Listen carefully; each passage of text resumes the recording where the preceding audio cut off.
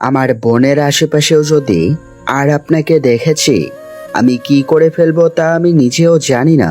Mister Ilham, আমার বোনের মন নরম বলে আপনি তার মন নিয়ে খেলতে পারবেন তা ভাববেন না। দূরে থাকুন হেমন্তীর থেকে, আমি না হলে অনেক বড় কিছু ঘটিয়ে ফেলবো। আবির এক নাগাড়ে কথাগুলো বলে তীক্ষ্ণ নজরে তাকালো সামনে বসে থাকা ইলহাম নামক যুবকের দিকে। ইলহাম ঠোঁটের কোণে হালকা হাসি রেখা ফুটিয়ে সানগ্লাসটা খুলে রাস্তার আশেপাশে তাকিয়ে আবিরের কাছে ধীর পায়ে হেঁটে এসে তার কাঁধে হাত রেখে বলল, মাই ডিয়ার শালাবাবু, আমার বউ হবে তোমার একমাত্র বোন, অনেক ভালোবাসি, দূরে থাকার প্রশ্নে উঠছে না। ইলহামের কথায় আবিরের রাগটা যেন আরো বেড়ে গেল। তার চোখগুলো লাল বর্ণ ধারণ করলো, হাত মুষ্টিবদ্ধ করে কড়া গলায় বলে উঠল, আমার বোনের উপর বিশ্বাস আছে, সে কোনো দিনও বিশ্বাসঘাতকের সন্তানকে ভালোবাসবে না, বরং দূর দূর করে তাড়িয়ে দেবে। ইলহাম আবিরের কাঁধ থেকে হাত ছড়িয়ে নিয়ে পেছনে ফিরে গাড়ির দিকে হাঁটা ধরল। গাড়ির দরজার কাছে গিয়ে আবার আবিরের দিকে তাকিয়ে বাঁকা হেসে বলল, তোমার সাথে তর্ক করার সময় নেই শালাবাবু, আমার জান যে আমার জন্য অপেক্ষা করছে। আবির কিছু বলবে তার আগেই ইলহাম হাত নাড়িয়ে বিদায় জানালো। এরপর গাড়িতে বসে পড়ল। বাতাসের গতিতে ইলহাম চলে গেল। আবির ইলহামের যাওয়ার পানে তাকিয়ে মনে মনে বলল, বাবা তোমাকে ছাড়বে না। ইলহাম তোমার পরিবার আমাদের সাথে যেটা করেছে তা সুদে আসলে আমরা তোমাদের কাছ থেকে নিব। হেমন্তীর বিয়ে যখন অন্য কারোর সাথে হবে তখন তো খেলা আরও জমে উঠবে। এতটুকু ভেবেই আবির হালকা হাসলো। এরপর নিজ গাড়িতে উঠে বসলো। তার এখানে আসাটা হয়তো সফল হয়েছে। হেমন্তী ফুচকার দোকানের সামনে দাঁড়িয়ে মনের আনন্দে ফুচকা খেতে ব্যস্ত। আশেপাশে তার খেয়াল নেই। একজোড়া চোখ যে তার দিকে আবেগ নিয়ে তাকিয়ে আছে। হেমন্তী যদি সেই চোখের দিকে তাকায় তাহলে হয়তো সেই চোখে সে নিজেই হারিয়ে যাবে।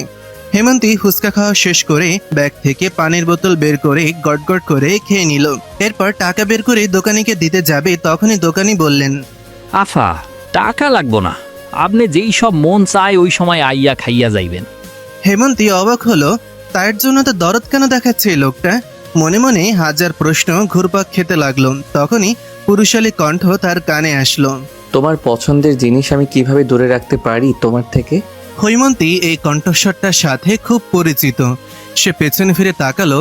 যে মানুষটার কথা ভেবেছে সেই মানুষটা এসে দাঁড়িয়ে আছে। হৈমন্তীর রাগ হলো মানুষটাকে দেখে।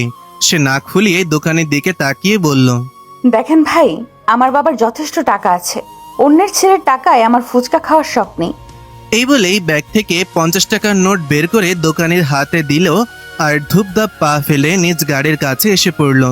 ইলহাম হেমন্তীর এহেন কাণ্ডে হালকা হেসে হেমন্তীর কাছে চলে গেল। হেমন্তী ইলহামকে কাছে আসতে দেখে গাড়ির দরজা খুলতে নেবে, তখনই ইলহাম এসে হেমন্তীর হাত ধরে ফেলল। হেমন্তী চোখ বড় বড় করে ইলহামের দিকে তাকিয়ে বলল, বেয়াদবির একটা সীমা থাকে মিস্টার ইলহাম, ছাড়ুন আমার হাত, ছাড়ুন। ইলহাম হেমন্তের হাতটা আরো শক্ত করে ধরে বলল, নিজ হবু বউয়ের হাত কেন ছাড়বো আমি? হেমন্তী তীক্ষ্ণ চোখে ইলহামের দিকে তাকালো। হেমন্তের মনে পড়ে গেল গত 6 মাসে ঘটে যাওয়া কত শত ঘটনা। তবুও নিজেকে সামলে রেখে অন্য হাত দিয়ে নিজের চোখের কোণের পানিটুকু মুছে বলল, আপনার এবং আপনার পরিবারের সাথে আমাদের কোনো সম্পর্ক নেই। আপনার বাবা হচ্ছে একজন বদলোক, যার জন্য আমার বাবা জেলে গিয়েছিল। তার জন্য আমার চরিত্রে দাগ লেগেছে। I just hate you and your family. Ilham হেমন্তের সকল কথা এক প্রকার হজম করে নিল, কারণ সে জানে হেমন্তের সাথে এই 6 মাসে কত কিছু হয়েছে। যদি সেদিন ইলহাম হেমন্তীকে ছেড়ে না যেত তাহলে হয়তো সবকিছু অন্যরকম থাকতো। সে আর হেমন্তী একসাথে থাকতো। ইলহাম হেমন্তের হাত ছেড়ে দিল। হেমন্তী গাড়ির দরজা খুলে বসে পড়ল গাড়ির সিটে আর ড্রাইভারকে বলল, গাড়ি স্টার্ট দিন চাচা। ড্রাইভার হেমন্তীর কথা মতন কাজ করলো। হেমন্তী চলে গেল। ইলহাম দাঁড়িয়ে হেমন্তীর গাড়ির দিকে তাকিয়ে আছে। ইলহাম চোখ বন্ধ করে বড় করে নিঃশ্বাস নিল। চোখ খুলে মনে মনে বলল, আমি সব ঠিক করে দিব হেমন্তী। হেমন্তী গাড়িতে বসে বাইরের দিকে তাকিয়ে আছে। সেও যে গভীর দহনে পড়ছে, নিজেকে স্বাভাবিক রাখার সকল চেষ্টা করছে। আজও সে মন ভালো করতে ফুচকা খেতে গিয়েছিল, উল্টে মন আরো খারাপ হয়ে গেল। হেমন্তীর চোখ বেয়ে পানি পড়ল গালে। সে হাত দিয়ে চোখের পানি মুছে ফেললো আর মনে মনে বলল, আর কাঁদবো না আমি। অনেক হয়েছে, আর না। থমথমে মুখে ইলহাম বাসায় পৌঁছে কোনো দিকে না তাকিয়ে নিজের রুমের দিকে চলল। তখনই ইলহামের বাবা ইশরাক সাহেব তার সামনে এসে দাঁড়ালেন আর বললেন, সকাল থেকে কোথায় ছিলে? অফিসে কেন যাওনি? কত মিটিং পোস্টপন্ড করেছো তুমি? তোমার এসব হেয়ালি ভালো লাগছে না আমার। ইলহাম নিজ বাবার দিকে তাকিয়ে বলল। আমারও তোমার এসব অন্যায় কাজ ভালো লাগে না। ইশরাক সাহেব ছেলের দিকে রাগী দৃষ্টিতে তাকালেন। ইলহাম সেই দৃষ্টিকে উপেক্ষা করে নিজ রুমে চলে গেল। ইলহামের মা মাহমুদা বেগম সবই দেখলেন রান্নাঘর থেকে। সে দীর্ঘশ্বাস ছেড়ে ছেলের জন্য খাবার প্লেটে সাজালেন। হেমন্তী রুমে বসে গল্পের বই পড়ছে। তখনই হেমন্তীর বাবা হাসান সাহেব রুমে প্রবেশ করলেন। বাবাকে দেখে হেমন্তী বই সাইডে রেখে বলল। কি হয়েছে বাবা? হাসান সাহেব মেয়ের মাথায় হাত বুলিয়ে দিয়ে বললেন, তোকে আগামীকাল পাত্রপক্ষ দেখতে আসবে, আমি তোর মতামত নিতে এসেছি। হেমন্তী বাবার দিকে তাকিয়ে বলল। বাবা, আমি বিয়ে করতে চাই না এখন। হাসান সাহেব বললেন, হেমন্তী, আমি এবার কোনো ভুল করব না। তুই শুধু একটিবার ছেলেটার সাথে কথা বলে দেখ, প্রমিস করছি তোর মতামত ছাড়া কিছুই হবে না। হেমন্তী দীর্ঘশ্বাস ছেড়ে বলল। ঠিক আছে, আমি তাদের সাথে দেখা করব। হাসান সাহেব মেয়ের মাথায় হাত বুলিয়ে দিলেন। হেমন্তীর রুমের বাইরে আবির দাঁড়িয়ে আছে। সে হেমন্তের কথা শুনে বাঁকা হেসে বলল। এখন কি করবে ইলহাম? বলে নিঃশব্দে হেসে উঠল। এরপর নিজের রুমে চলে গেল। হেমন্তী বিছানায় শুয়ে পড়ল। চোখের কোণ বেয়ে পানি পড়ছে তার। মনে যে বহু কথা জমে আছে, কিন্তু শোনার মতন কেউই নেই। মা যদি আজ থাকতো তাহলে হয়তো তার কোলে মাথা রেখে সব অভিযোগ হয়তো বলে দিত। ইলহাম হাতে আংটি নিয়ে বারান্দায় বসে আছে। তার যে মনে আছে অনেক কথা। এই আংটিটার সাথে যে অনেক স্মৃতি জড়িয়ে আছে। তখনই তার ফোনটা বেজে উঠল। ফোনের স্ক্রিনের দিকে তাকিয়ে দেখতে পেল সাইফুল নামটা জলজল করছে। ইলহাম ফোনটা রিসিভ করতেই অপর পাশ থেকে সাইফুল বলে উঠল।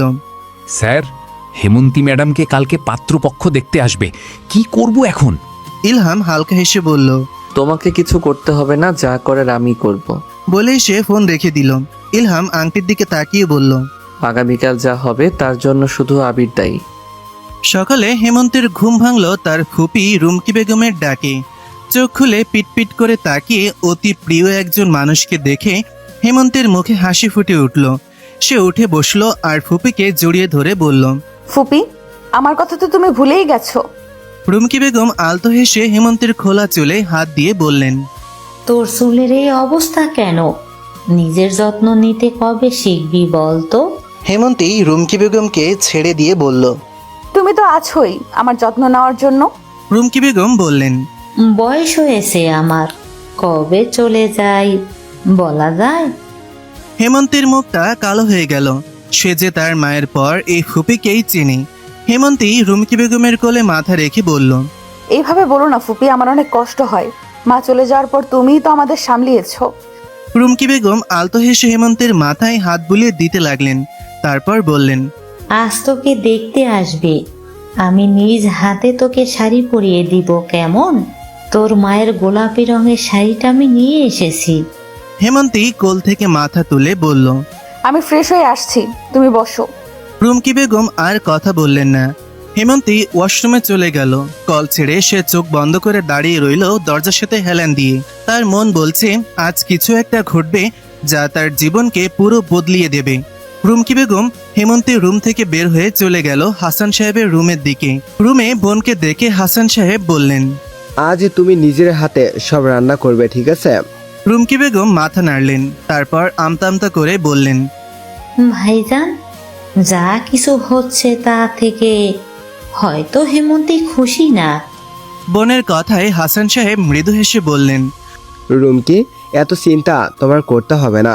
মেয়ে আমার, আমি ভেবে নিব, তুমি যাও কাজে। রুমকি বেগম আমার মেয়ে শব্দটা শুনে কষ্ট পেল। সে ছলছল নয়নে ভাইয়ের দিকে তাকিয়ে বললেন, ভাইজান, মেয়েটা আমারও। সেই ছোটবেলা থেকে আমি ওকে আদর দিয়েছি, আর এখন সে শুধু আপনার মেয়ে।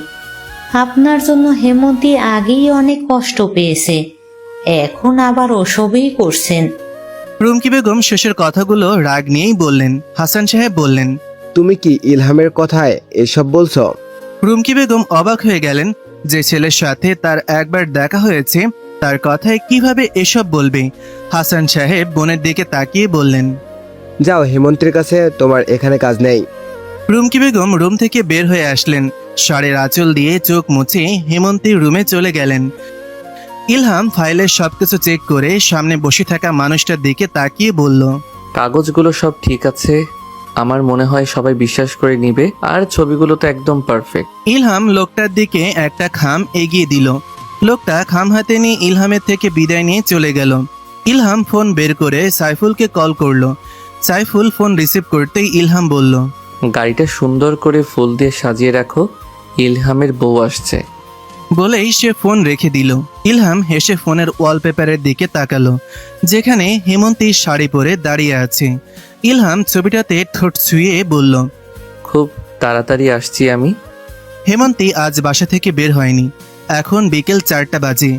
রুমিকা বেগম হেমন্তীর রুমে এসে শাড়িটা বিছানার ওপর রেখে হেমন্তীর কাছে এসে বললেন।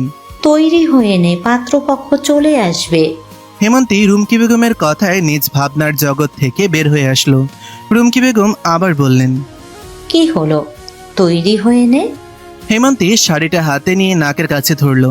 তার মনে হচ্ছে এতে তার মায়ের শরীরের ঘ্রাণ রয়েছে, যা সে খোঁজার চেষ্টা করছে। রুমকি বেগম হেমন্তের অবস্থা দেখে মনে মনে বললেন, আল্লাহ যদি ভাবির বদলে আমায় নিয়ে যেত, আমি তো নিঃসন্তান, আমার তো কোনো পিছু টান নেই।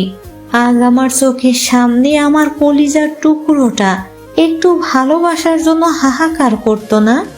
পরক্ষণে রুমকি বেগম মনে মনে বললেন, হয়তো আমাকে একটা সন্তান দেওয়ার জন্যই ভাবি চলে গেছেন, তাই তো হেমন্তীকে এতটা ভালোবাসতে পারলাম। রুমকি বেগম দীর্ঘশ্বাস ছেড়ে নিজ কাজে মনোযোগ দিলেন। হেমন্তী শাড়ি পরে রেডি হয়ে গেল। চুলগুলো আজ বাঁধলো না, কেন জানি নিজেকে আজ খোলা চুলে দেখতে মন চাইছে। হেমন্তী আয়নার সামনে দাঁড়িয়ে বলল, বাবা বলে যে আমি মায়ের মতো হয়েছি, এই শাড়িতে কি আমায় মায়ের মতো দেখাচ্ছে? বলেই চোখের পানি ছেড়ে দিল। তার যেই চোখের পানি এখন নিত্যদিনের সঙ্গী হয়ে গেছে। পাত্রপক্ষ এসেছে। রুমকি বেগম তাদের মেহমানদারি করতে ব্যস্ত। পাত্রের মা হঠাৎ বলে উঠলেন, আপা, মেয়েটাকে যদি নিয়ে আসতেন। রুমকি বেগম ভাইয়ের দিকে তাকালো। হাসান সাহেব চোখ দিয়ে সম্মতি জানালেন। আবির ছেলের সাথে কথায় ব্যস্ত। তার কাজ সম্পর্কে জানার অনেক আগ্রহ আবিরের। রুমকি বেগম হেমন্তীর রুমে গিয়ে দেখলেন হেমন্তী বারান্দায় দাঁড়িয়ে আছে। রুমকি বেগম হেমন্তের পাশে গিয়ে দাঁড়ালেন, দাঁড়িয়ে বললেন, তোকে ডেকেছে। হেমন্তী রুমকি বেগমের দিকে তাকিয়ে বলল, চলো। হেমন্তী পা বাড়াতেই রুমকি বেগম তার হাত ধরে বললেন, তুই কি ইলহামকে ভালোবাসিস? হেমন্তী অবাক নয়নে ফুপির দিকে তাকালো আর বলল, যার পরিবারের জন্য আমার বাবা আর ভাই কষ্ট পেয়েছে, তাকে কেমন করে ভালোবাসি আমি? রুমকি বেগম বললেন, তাহলে মুখ এত মলিন কেন? তুই তো ইলহামের সাথে বিয়ে করতেও রাজি ছিলি, যদি ওর বাবা। রুমকি বেগমের পুরো কথা বলার আগেই আবির চলে আসলো আর হেমন্তীকে বলল, চল বোন, তোকে ডেকেছে। হেমন্তী মাথা দুলিয়ে আবিরের পিছে হাঁটা ধরল। রুমকি বেগমও তাদের সাথে চলল। হেমন্তী বসে আছে পাত্রপক্ষের সামনে। ছেলের মা হেমন্তীকে বললেন, তোমার নামটা ভারী মিষ্টি, তোমার মা রেখেছে নিশ্চয়ই। হেমন্তী বলল, জি। ছেলের বাবা ছেলেকে উদ্দেশ্য করে বললেন, তোমার কিছু জিজ্ঞেস করার থাকলে করো। ছেলেটা হেমন্তের পা থেকে মাথা পর্যন্ত দেখে নিল। হেমন্তের এ চাহনিতে যেন বিষাক্ত মনে হলো। ইলহাম তো কোনোদিন এমনভাবে তাকে দেখেনি। ছেলে বলল, ওনার সাথে একা কথা বলা যাবে? হেমন্তী এবার কঠোর দৃষ্টিতে আবিরের দিকে তাকালো। আবির বোনের ক্রোধ বুঝতে পেরে হালকা হাসি দিয়ে বলল, হেমন্তী এসব পছন্দ করে না, আপনি প্লিজ এখানেই যা জিজ্ঞেস করার করে নিন।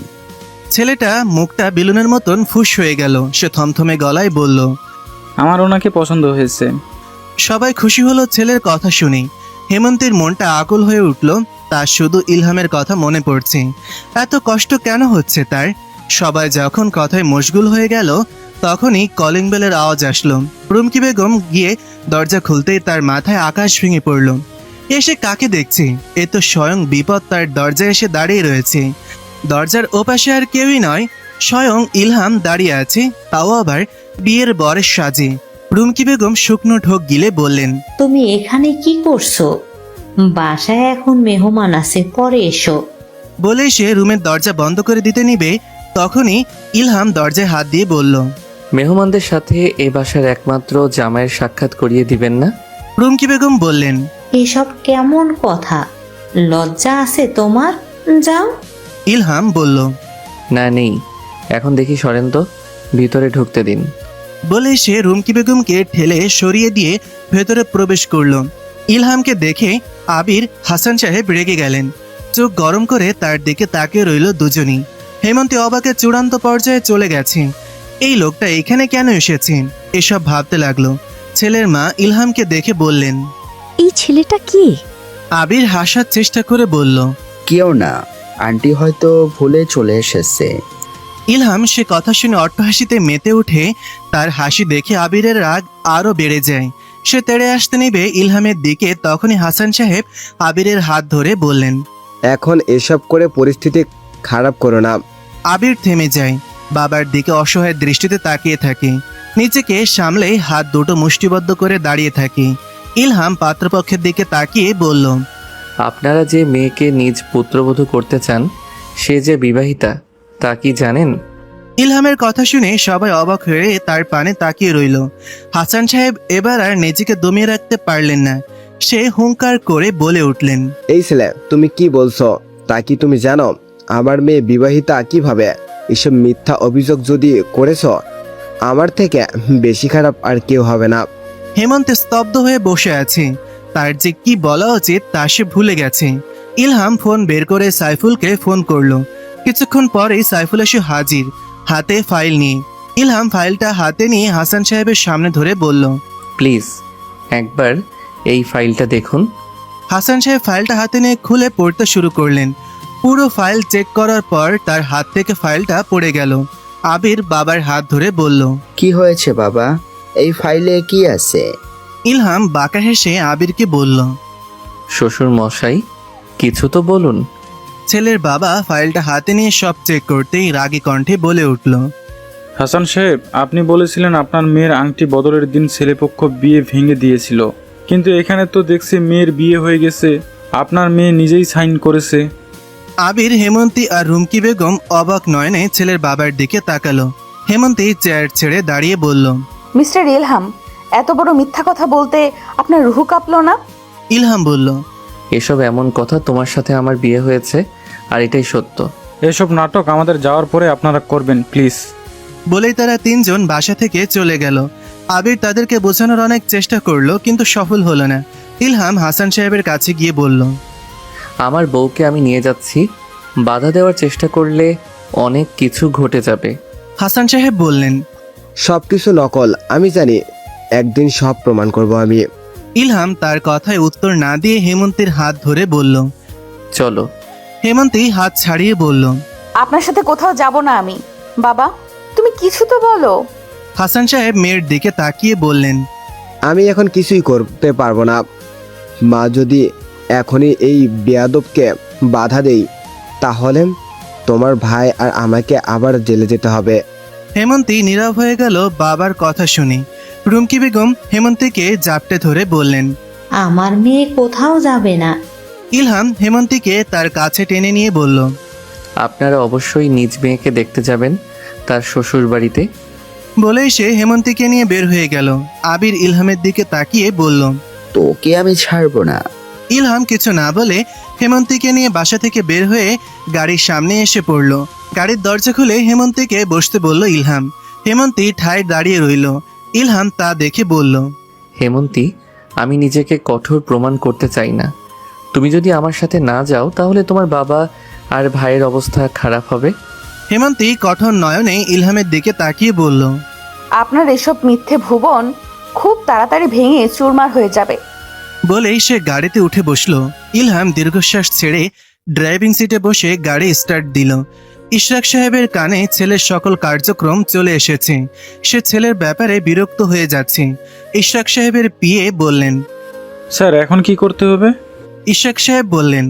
একমাত্র ছেলে আমার, তাকে কিছু বলা যায় না, করাও যায় না। ছেলেটা যে কেন বোঝে না, এসব তো তার জন্যই করছি আমি। ইলহাম হেমন্তীকে নিজের কেনা ফ্ল্যাটে নিয়ে এসেছে। লিফট দিয়ে ওপরে উঠে ফ্ল্যাটের কলিং বেল চাপতেই একজন বয়স্ক মহিলা দরজা খুলে দিল। সেই মহিলাকে দেখে ইলহাম আলতো হেসে বলল। খালা, রান্না হয়েছে, প্রচুর খিদে লেগেছে। খালা হেসে দরজার সামনে থেকে সরে দাঁড়ালো। হেমন্তী আর ইলহাম বাসার ভেতরে প্রবেশ করলো। হেমন্তী চারপাশে চোখ বুলিয়ে দেখলো। ইলহাম হেমন্তীকে বলল, ফ্রেশ হয়ে আসো, খাবার খাবে। হেমন্তী বলল। আমার খিদে নেই ফুপি, খাইয়ে দিয়েছিল। ইলহাম আর কিছু বলল না, নিজে ফ্রেশ হয়ে খেয়ে নিল। এরপর হেমন্তের কাছে এসে বলল, এখানেই থাকবে তুমি, খালা তোমার সাথে থাকবে। আমি তোমার প্রয়োজনীয় জিনিস নিয়ে আসবো। বলে সে চলে যেতে নেবে তখনই হেমন্তী বলল, নিজ বউকে এইভাবে অন্য জায়গায় রাখছেন, কি উদ্দেশ্য আপনার? ইলহাম আলতো হেসে বলল, বিয়ে হয়নি, এটা তুমিও জানো আমিও জানি। ওই পেপারসগুলো মিথ্যে ছিল। বলেই ইলহাম রুম থেকে বের হয়ে গেল। হেমন্তী তার যাওয়ার পানে তাকিয়ে রইল। ইলহাম দাঁড়িয়ে আছে নিজ বাবার সামনেই। ইশরাক সাহেব ছেলের দিকে তাকিয়ে তেজি কণ্ঠে বললেন, এত কিছু করে কোনো লাভ নেই ইলহাম, এসব বন্ধ করো। ইলহাম বাবার কথা শুনে মৃদু হেসে বলে উঠল, তোমার পরামর্শ কেউ চাইনি বাবা। তুমি কখন থেকে আমার জীবন নিয়ে ভাবতে শুরু করলে? ইশরাক সাহেব গর্জে উঠে বললেন, বাবার মুখে তর্ক করছো, এই তোমার শিক্ষা? ইলহাম আর তার বাবার কথার শব্দ শুনে মাহমুদা বেগম রুম থেকে বের হয়ে আসলেন। ইলহাম মাকে দেখে বলল, মা, তুমি ব্যাগ গুছিয়ে নাও, আমার সাথে চলো। ইশরাক সাহেব অবাক হয়ে বললেন, তোমার মা কোথায় যাবে? সে আমার স্ত্রী, আমার বাসা থেকে সে কোথাও যাবে না। মাহমুদা বেগম ছেলের দিকে তাকিয়ে বললেন, তুই মাথা ঠান্ডা কর, যা হয়েছে ভুলে যা, আমার কথাটা তুই রাখ। ইলহাম মায়ের হাত ধরে বলল, মা, তুমি জানো না এই লোকটা কতটা খারাপ। নিজ স্বার্থের জন্য সে সব কিছু করতে পারবে। ইশরাক সাহেব বললেন, অনেক হয়েছে ইলহাম, এত কিছু করছি তোমার জন্য। ইলহাম তাচ্ছিল্যপূর্ণ হাসি দিয়ে বলল, এত সব কিছু আমাদের জন্য? সিরিয়াসলি বাবা? তাহলে কানাডা তুমি একা কেন শিফট হতে যাচ্ছ? মাকে কেন নিয়ে যাচ্ছ না? ইলহামের কথা শুনে ইশরাক সাহেব চুপ হয়ে গেলেন। মাহমুদা বেগম অবাক নয়নে স্বামীর দিকে তাকিয়ে বললেন, এসব কি বলছে ইলহাম? এগুলো কি সত্যি? ইশরাক সাহেব রুমাল দিয়ে মাথার ঘাম মুছে বললেন, মাহমুদা, আমি তোমাকে নিয়ে যাব, কিন্তু পরে আগে সব গুছিয়ে তো নেই, তারপর। ইশরাক সাহেবের কথার মাঝে ইলহাম বলে উঠল, অনেক মিথ্যা বলেছেন, আর বলে লাভ নেই। আমি সবই বুঝে গেছি। আপনার ওসব কথায় আমার মন গলবে না। মাহমুদা বেগম মুখে কাঠিন্য ভাব ফুটিয়ে বললেন, আমি তৈরি হয়ে আসছি ইলহাম, তুই একটু অপেক্ষা কর। ইশরাক সাহেব বললেন, তুমি কোথায় যাবে মাহমুদা? এই পৃথিবীতে আমি ছাড়া কেউ নেই তোমার। মাহমুদা বেগম টলমল চোখে বললেন, আমার ছেলে ছাড়া এই পৃথিবীতে আমার কেউ নেই। আপনার সব অপরাধ আমি মুখ বুজে সহ্য করেছি, কারণ আমি আপনার স্ত্রী। হেমন্তী আর ওর পরিবারের সাথে যা করেছেন তাতে আমি আপনাকে কিচ্ছু বলিনি। আপনি আমাকে বুঝিয়েছেন এসবে আমাদেরই ভালো, তাই চুপ করে থেকেছি। কিন্তু আর না, এখন আমি আর সহ্য করব না, কিচ্ছু না। বলে সে ইলহামের হাত ধরে বাইরের দিকে চলে আসতে লাগলো। হঠাৎ আবার থেমে গিয়ে বললেন, আপনার কোনো কিছুই আমি নিয়ে যাব না, আপনি একাই ভালো থাকবেন। ইলহাম মাকে নিয়ে বের হয়ে আসলো। গাড়ির চাবি সে টেবিলে রেখে এসেছে। বাবার কোনো কিছু আর ব্যবহার করবে না সে। একটা রিক্সা নিয়ে চলে আসলো নতুন নিড়ে। ফ্ল্যাটের কলিং বেল চাপতেই হেমন্তী দরজা খুলল। হেমন্তীকে দেখে মাহমুদা বেগম অবাক হয়ে গেলেন। ইলহামের দিকে তাকাতেই ইলহাম চোখ দিয়ে ইশারা করে ভেতরে প্রবেশ করতে বলল। মাহমুদা বেগম ভেতরে ঢুকে পড়লেন। হেমন্তী বলল, আন্টি এখানে কেন? ইলহাম বলল, মা এখানেই থাকবে। হেমন্তী কোনো কিছুই বুঝতে পারল না। তখনই খালা সেখানে উপস্থিত হলো। মাহমুদা বেগম নিজ বোনকে সামনে দেখে কেঁদে উঠলেন। খালা গিয়ে তাকে জড়িয়ে ধরলেন আর বললেন, আর কেঁদো না আপা, যা হয়েছে ভুলে যাও। হেমন্তী শুধু তার দিকে ফ্যালফ্যাল করে তাকিয়ে আছে। ইলহাম দীর্ঘশ্বাস ছেড়ে বলল, খালা 4 দিন আগে এসেছে। আমি এই ফ্ল্যাটটা ভাড়া নিয়েছি। খালা সাহায্য করেছে। বাবার কোনো কিছুতে আমার অধিকার নেই। বন্ধুদের সাহায্যে চাকরি খোঁজ করছি। হেমন্তী মেহমান হিসেবে আছে। নিজেকে নির্দোষ প্রমাণ করার পর তাকে ঘরের বউ করে নিয়ে আসবো। বলে সে হেমন্তের দিকে তাকালো। হেমন্তী চোখ গরম করে ইলহামের দিকে তাকালো। হেমন্তী কিছু না বলে নিজ রুমে চলে গেল। মাহমুদা বেগম বললেন, ওকে সবকিছু বলে দে ইলহাম, তোর যে কোনো দোষ নেই তা বলে দে। ইলহাম বলল, সব বলবো, 2 দিনের সময় দাও। খালা ইলহামের দিকে তাকিয়ে বললেন, হেমন্তীর প্রয়োজনীয় অনেক কিছু আনতে হবে, আমি টাকা দিচ্ছি, তুই নিয়ে আয়। ইলহাম বলল, না খালা, লাগবে না। আমি এক বন্ধু থেকে ধার নিয়েছি। খালা কিছুই বললেন না। ইলহামের জন্য অনেক খারাপ লাগছে তার। ইলহাম বাসা থেকে বের হয়ে গেল। তার এখন অনেক কাজ, সবকিছু ধাপে ধাপে শেষ করতে হবে। হেমন্তী রুমে বসে আছে। মাহমুদা বেগম ঘরে প্রবেশ করলো। তাকে দেখে হেমন্তী ঠিক হয়ে বসলো। মাহমুদা বেগম বললেন, তোমার হয়তো সবকিছু অনেক ঘোলাটে লাগছে, চিন্তা করো না, সব ঠিক হয়ে যাবে। হেমন্তী কিছুই বলল না। মাহমুদা বেগম তার মাথায় হাত বুলিয়ে বললেন, বাসার কথা মনে পড়ছে? খুব তাড়াতাড়ি তুমি তাদের কাছে যাবে। হেমন্তী বলল, আপনার ছেলে অনেক খারাপ একটা লোক। মাহমুদা বেগম বললেন, সময়ের সাথে তুমি সব জানতে পারবে। হাসান সাহেব পুলিশের সামনে বসে আছে। তার চোখে মুখে চিন্তার ছাপ। পাশে বসে আছে আবির। আবির বলল, স্যার আমরা এখন কি করব? পুলিশ অফিসার বললেন, মিস্টার আবির, এখানে আপনার বোনের সিগনেচার রয়েছে, তাই আমরা কোনো কিছুই করতে পারবো না। হাসান সাহেব বললেন, এগুলো সব মিথ্যে কাগজ। পুলিশ অফিসার বললেন, এখানে আমাদের কিছু করার নেই, সরি। হাসান সাহেব আর আবির চেয়ার ছেড়ে দাঁড়িয়ে পড়লেন। এরপর থানা থেকে বের হয়ে আসলেন। তাদের যেতেই ইলহাম সেখানে হাজির হলো। পুলিশ অফিসারকে উদ্দেশ্য করে বলল, ধন্যবাদ আঙ্কেল, হেল্প করার জন্য। সেই পুলিশ অফিসার হেসে জবাব দিলেন, ফাহিম আর তুমি আমার কাছে একই, তুমি চিন্তা করো না, সবকিছু তোমার পরিকল্পনা মতো হবে। হেমন্তী বারান্দায় দাঁড়িয়ে আকাশের পানে তাকিয়ে 6 মাসে ঘটে যাওয়া সকল ঘটনা মনে করছেন। যেদিন ইলহাম আর তার পরিবার তাকে প্রথম দেখতে আসবে, রুমকি বেগম তাকে নিজ হাতে তৈরি করে দিয়েছিল। হেমন্ত সেদিন লজ্জায় নুয়ে পড়েছিল। হেমন্তের বাবার সাথে ইলহামের বাবার ব্যবসায়িকভাবে সম্পর্ক গড়ে উঠেছিল। সেখান থেকেই হেমন্তকে ইলহামের জন্য পছন্দ করে ইশরাক সাহেব। কিন্তু এই পছন্দের পেছনে যে অনেক কাহিনী ছিল তা কারোরই জানা ছিল না। বিয়ের দিনেরই কথা ভাবতেই হেমন্তের চোখ বেয়ে জল গড়িয়ে পড়তে লাগলো। এতটা নিষ্ঠুর দিন সে কোনো দিন দেখেনি। বিয়ের দিন সকাল থেকে বাবা আর আবির ভাই নানান কাজে ব্যস্ত। এর মধ্যেই ইলহামের বাবা এসে উপস্থিত হয়েছিল। তাকে দেখে সবাই ঘাবড়ে গিয়েছিল। বাবা একবার আবির ভাইয়ের দিকে তাকিয়ে হালকা হেসে ইলহামের বাবাকে জিজ্ঞেস করলেন, ভাই সাহেব, আপনি এই সময় কোনো প্রয়োজন? ইলহামের বাবা হাতের ফাইলটা টেবিলে রেখে বললেন, আমাদের যে প্রজেক্টটা রয়েছে তারই ফাইল এটা। আপনার আর আবিরের সিগনেচার প্রয়োজন। বাবা সেদিন হেসে হেসে সে ফাইলে সাইন করে দেয়। আবির ভাইয়াও ইলহামের বাবার উপর বিশ্বাস করে না পড়েই ফাইলে সাইন করে দেয়। ইলহামের বাবা ফাইলটা হাতে নিয়ে মৃদু হেসে সবার থেকে বিদায় নিয়ে চলে যায়। আমরা সবাই আবার নিজ নিজ কাজ করতে থাকি। দেখতে দেখতে রাত হয়ে গেল। আমি যে বসেছিলাম ইলহামের জন্য। হাতে মেহেদিতে ইলহামের নামটি দেখে আমি লজ্জায় নুয়ে পড়ছিলাম। রাত 10টা বেজে যাওয়ার পরেও যখন বরযাত্রী আসলো না, তখন বাবা অনেক চিন্তিত হয়ে পড়ল। আবির ভাই ফোন করতে শুরু করলো, কিন্তু কেউই ফোন রিসিভ করছিল না। আবির ভাই সব মেহমানদের সামলাতে শুরু করছিলেন। বাবা চেয়ারে বসেছিলেন মাথায় হাত দিয়ে। আমি শুধু তাদের দিকে তাকিয়েছিলাম। ফ্যাল ফ্যাল করে আমার মন যে সে সময় কু ডাকছিল। রাত 11টা। পুলিশের গাড়ি এসে থামলো আমাদের দরজায়। পুলিশকে দেখে বাবা আর আবির ভাই এগিয়ে গেলেন। পুলিশ তাদের দুজনকে দেখে বললেন, আপনাদের কোম্পানি যে অবৈধ সম্পদ পাচার করেছে তা এখন আমাদের দখলে, আপনাদের আমাদের সাথে আসতে হবে। পুলিশের কথা শুনে আমাদের মাথায় আকাশ ভেঙে পড়েছিল। বাবা পুলিশের দিকে তাকিয়ে বলেছিলেন, আপনার কাছে কি প্রমাণ আছে এসব আমার দ্বারা করা হয়েছে? পুলিশ একটা ফাইল বের করে বাবা আর আবির ভাইয়ের সামনে রাখলো। আবির ভাই ফাইলটা হাতে নিয়ে পড়তেই সে অবাক হয়ে গিয়েছিল। সে ফাইলে লেখা ছিল, এসব অবৈধ সম্পদ তারাই পাচার করছে, তাও 2 বছর ধরে। আবির ভাই বলল, আমরা এসব কিছুই করিনি স্যার, সব মিথ্যা স্যার। পুলিশ সেদিন আমাদের কোনো কথা শুনেনি। সেদিন আবির ভাই আর বাবাকে নিয়ে গিয়েছিলেন তাদের সাথে। আমি পুলিশদের অনেক অনুরোধ করেছিলাম একটা সুযোগ দেওয়ার জন্য, তারা শোনেনি। এত মানুষদের সামনে আমার বাবা আর ভাইকে নিয়ে চলে গেল। সব সম্মান আমাদের সেদিন চলে গিয়েছিল। বাবা আর ভাইকে নিয়ে যাওয়ার পরই ইলহামের বাবা আমাদের বাসায় আসে।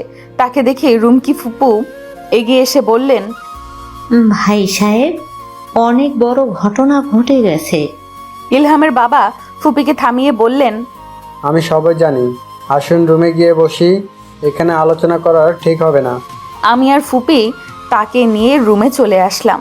সে এসে বললেন, এসব আমি করেছি, আপনাদের জন্য ভালো হবে চুপ থাকা। এই সকল ব্যবসা সবই আমার। এই বিষয়ে আসল উদ্দেশ্য এটা ছিল, গত 4 মাস ধরে আমার বিরুদ্ধে এসব অভিযোগ উঠেছিল। তখনই তোমার বাবার সাথে আমার দেখা হয়।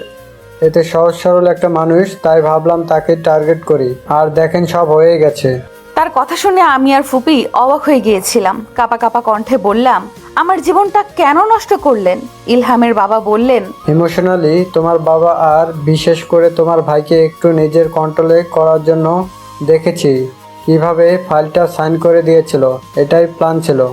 আমি বললাম, ইলহামও কি সব জানে? ইলহামের বাবা বললেন, অবশ্য জানে। আর সরি, তোমার বিয়েটা আর হচ্ছে না। বলেই সে চলে গিয়েছিল। আমি সেদিন ছন্নছাড়া হয়ে বাসার দরজার সামনে দাঁড়িয়ে রয়েছিলাম। সকল মানুষ আমার চরিত্র নিয়ে কথা বলছিলেন। আমার সেদিন কিছুই করার ইচ্ছা ছিল না। সেদিন শুধু চোখের পানি ছাড়া আমার হাতে কিছুই ছিল না। হেমন্তী অতীত ভাবতে ভাবতে ডুকরে কেঁদে ওঠে। এতটা কষ্ট তার কেন হচ্ছে? কাঁদতে কাঁদতে সে বারান্দায় বসে পড়ল। তখনই ইলহাম সেখানে হাজির হলে হেমন্তীকে এভাবে কাঁদতে দেখে ইলহামের মনটা মোচড় দিয়ে উঠল। ইলহাম গিয়ে হেমন্তের পাশে বসে বলল, কি হয়েছে হেমন্তী, কান্না করছো কেন? হেমন্তী মাথা তুলে অশ্রুসিক্ত নয়নে তাকিয়ে বলল, আমার কাছে আসবে না প্লিজ, আপনাকে আমার সহ্য হয় না। ইলহাম হেমন্তের অবস্থা দেখে বলল, আমি এখনই চলে যাব, তুমি কান্না করো না। হেমন্তী চোখ মুছে বলল, কান্না বন্ধ করেছি, এখন আপনি যান। ইলহাম একবার হেমন্তের দিকে তাকিয়ে সেখান থেকে চলে গেল। হেমন্তী সেখানেই বসে রইল আকাশের দিকে মুখ করে। ইলহাম রুমে বসে একটা ফাইল ভালো মতো পর্যবেক্ষণ করে আর ল্যাপটপে চোখ বোলাচ্ছে। তখনই তার ফোন বেজে উঠল। তার ফোনের দিকে তাকিয়ে দেখলো তার বাবা ফোন করেছে। ইলহাম বাঁকা হেসে ফোন রিসিভ করে বলল, জি বলুন। ইশরাক কাঁদো কাঁদো হয়ে বললেন, তোমরা চলে আসো ইলহাম, তোমাদের ছাড়া আমি অসহায়। তুমি যদি চাও তাহলে আমি হেমন্তীর সাথেই তোমার বিয়ে দেব। সবার থেকে মাপ চাইব। ইলহাম আলতো হেসে বলল, আপনার এসব করতে হবে না, আপনি নিজ প্রাসাদে থাকুন আরামে। ইশরাক সাহেব বললেন, এমনভাবে বলো না বাবা। ইলহাম বলল, আপনি জেনে গেছেন আমার কাছেই আসল ফাইলটা রয়েছে, চিন্তা করবেন না, সব ঠিক হয়ে যাবে। বলেই খট করে ফোন রেখে দিল। ইশরাক সাহেব রাগে ফুঁসতে লাগলেন, এতে কোনো কাজ হবে না, বড় কিছু করতে হবে। হাসান সাহেব মেয়ের চিন্তায় কোনো কিছু খেতে চাইছেন না। আবির আর রুমকি বেগম এখন ক্লান্ত হয়ে গেছেন তাকে বোঝাতে বোঝাতে। হাসান সাহেব নামাজ পড়া শেষ করে জায়নামাজ গুছিয়ে রাখছিলেন। তখনই তার ফোন বেজে উঠল। সে ফোন হাতে নিতেই ভুরু কুঁচকে ফেললেন, কারণ ফোনের ওয়ালপেপারে ইলহাম নামটা জলজল করছে। সে ফোন রিসিভ করতেই ইলহাম সালাম দিয়ে বলল, কেমন আছেন? হাসান সাহেব থমথমে গলায় বললেন, যার মেয়ে নিখোঁজ সে কিভাবে ভালো থাকতে পারে? ইলহাম বলল, চিন্তা করবেন না, সকালে আপনাকে নিতে আসবো, হেমন্তীর সাথে দেখা করিয়ে দিব। হাসান সাহেব বললেন, সত্যি বলছো? ইলহাম বলল, কিন্তু শুধু আপনি আর কেউ না। হাসান সাহেব বললেন, ঠিক আছে, কেউ জানবে না। ইলহাম ফোন রেখে দিল। হাসান সাহেব দুহাত তুলে আল্লাহর দরবারে শুকরিয়া জানালেন। তারপর হেমন্তের ছবিতে হাত বুলিয়ে বললেন, তোর বাবা তোকে দেখতে আসছে মা। সকালে হেমন্তের নাস্তা শেষ করে যেই না নিজ রুমের দিকে যেতে নিবে, তখনই কলিং বেল বেজে উঠল। হেমন্তী আশেপাশে কাউকে না দেখে দরজার কাছে চলে যায়। এরপর দরজা খুলে দিতেই তার সামনে দাঁড়িয়ে থাকা মানুষটাকে দেখে অবাক আর খুশি দুটো অনুভূতি তার মাঝে কাজ করতে থাকে, যার ফলে হেমন্তের চোখে পানি চলে আসে, কারণ তার সামনেই তার বাবা দাঁড়িয়ে আছে। হাসান সাহেব মেয়েকে দেখে আবেগে আপ্লুত হয়ে বললেন, মা কেমন আছিস তুই? হেমন্তী আর নিজেকে আটকে রাখতে পারল না, বাবার বুকে মাথা রেখে হাউমাউ করে কেঁদে উঠল। হাসান সাহেব মেয়ের মাথায় হাত বুলিয়ে দিলেন। তার চোখের কোণ বেয়েও পানি পড়ছে। বাইরে শব্দ পেয়ে মাহমুদা বেগম আর খালা দুজনই বের হয়ে আসলেন। বাইরে এসে বাবা মেয়ের দৃশ্য দেখে তাদেরও চোখ ভরে আসলো। হেমন্তী তার বাবাকে ছেড়ে দিয়ে বলল, তুমি এখানে কিভাবে আসলে বাবা? আর ভাইয়া কোথায়? হাসান সাহেব কিছু বলবেন তার আগেই ইলহাম সেখানে হাজির হয়ে বলে উঠল, তোমার বাবাকে আমি এখানে এনেছি। ইলহামের কণ্ঠস্বর শুনে হেমন্তী তার দিকে তাকালো। হাসান সাহেব বললেন, আমাকে ইলহাম এনেছে। ইলহাম হেমন্তীকে উদ্দেশ্য করে বলল, বাহিরে দাঁড় করিয়ে রাখবে নাকি ভিতরে আসতে বলবে? হেমন্তী ইলহামের কথা শুনে দরজা থেকে সরে গেল। হাসান সাহেব আর ইলহাম বাসার ভেতর প্রবেশ করল। মাহমুদা বেগম হাসান সাহেবের সাথে কুশলাদি করে খালাকে নিয়ে চলে গেলেন রান্নাঘরে নাস্তার আয়োজন করতে। ইলহাম বলল, আঙ্কেল, আপনার সাথে আমার অনেক জরুরি কথা আছে। হাসান সাহেব গম্ভীর কণ্ঠে বলে উঠলেন, তোমার সাথে আমার কথা নেই, কিছুদিন পর আমি আমার মেয়েকে এখান থেকে নিয়ে যাব।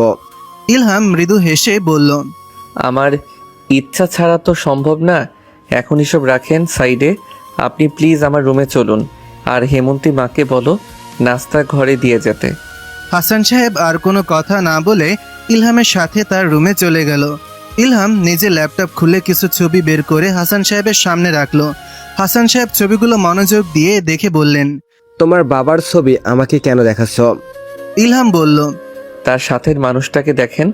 হাসান সাহেব মনোযোগ দিয়ে দেখে ভুরু কুচকে বললেন, এত আকরাম, সে তো অনেক অবৈধ ব্যবসার সাথে জড়িত, আমাকে বলেছিল, কিন্তু আমি এসবে যাইনি। ইলহাম বলল, ওনার সাথে হাত মিলিয়েই আপনার বিরুদ্ধে এসব কাজ করেছে। হাসান সাহেব বললেন, এসব তো তুমি আগে থেকেই জানো, তাহলে আমাকে দেখাচ্ছ কেন? ইলহাম চেয়ারে বসে বলল, কারণ আছে। আচ্ছা, আপনি কি জানেন এই আকরাম সাহেবের কোন কোন অবৈধ কাজের সাথে জড়িত? হাসান সাহেব বললেন, এসব আমি জানি না।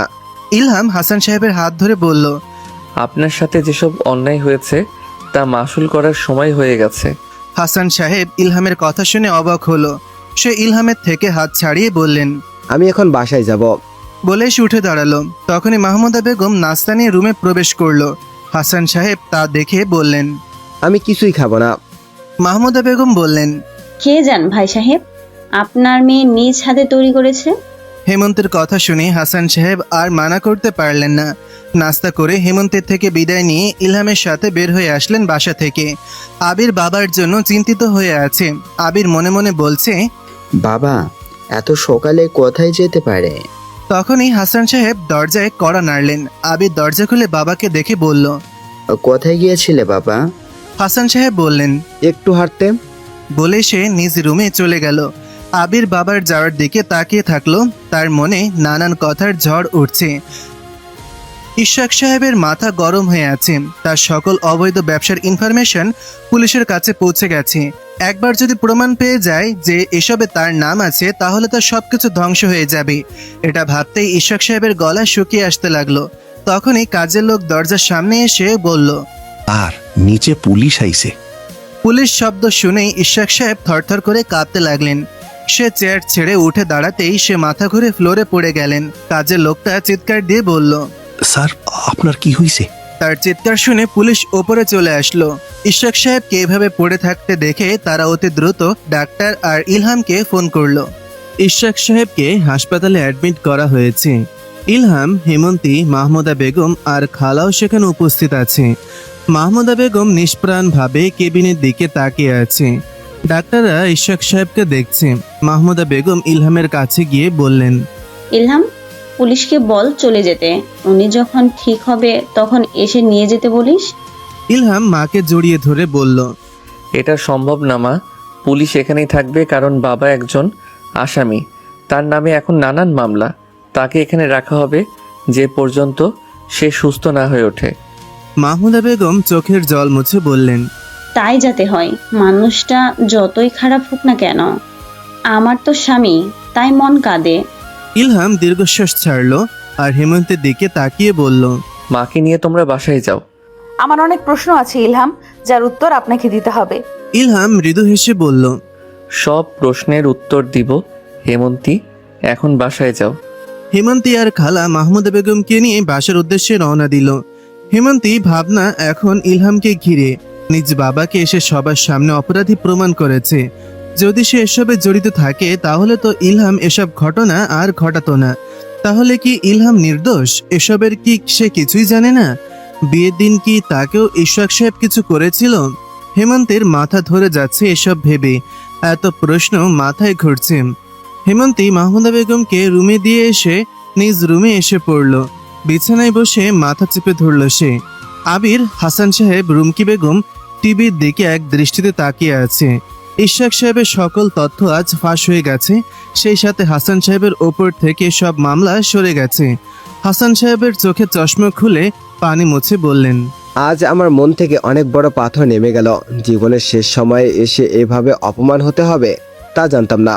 আবির বাবার কাঁধে হাত রেখে বলল, বাবা এসব কিভাবে হলো? হাসান সাহেব বললেন, আমি জানি এসব কে করেছে। বাবার দিকে সে অবাক নয়নে তাকালে আবির বলল, কে বাবা? হাসান সাহেব বললেন। ইলহাম।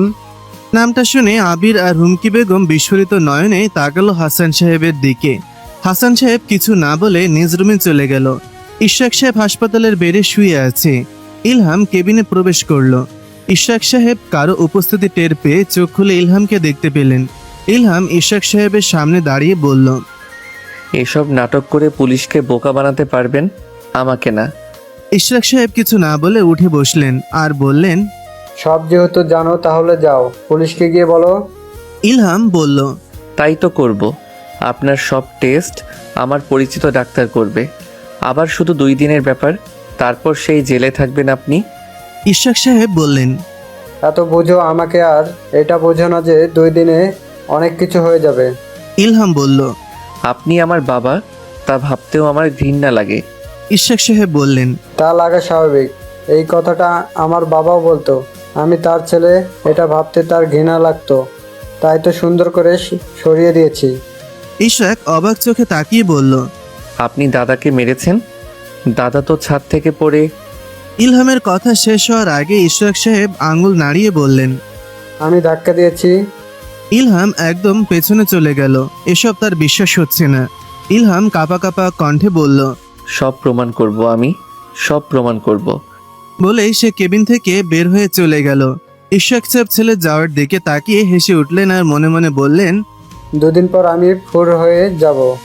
ইলহাম বিধ্বস্ত অবস্থায় বাসায় পৌঁছে কলিং বেল চাপল। হেমন্তী দরজা খুলতেই ইলহামের তার দিকে তাকালো। হেমন্তী ইলহামের চোখের দিকে তাকিয়ে ঘাবড়ে গেল। এত লাল চোখ সে কখনো আগে দেখেনি।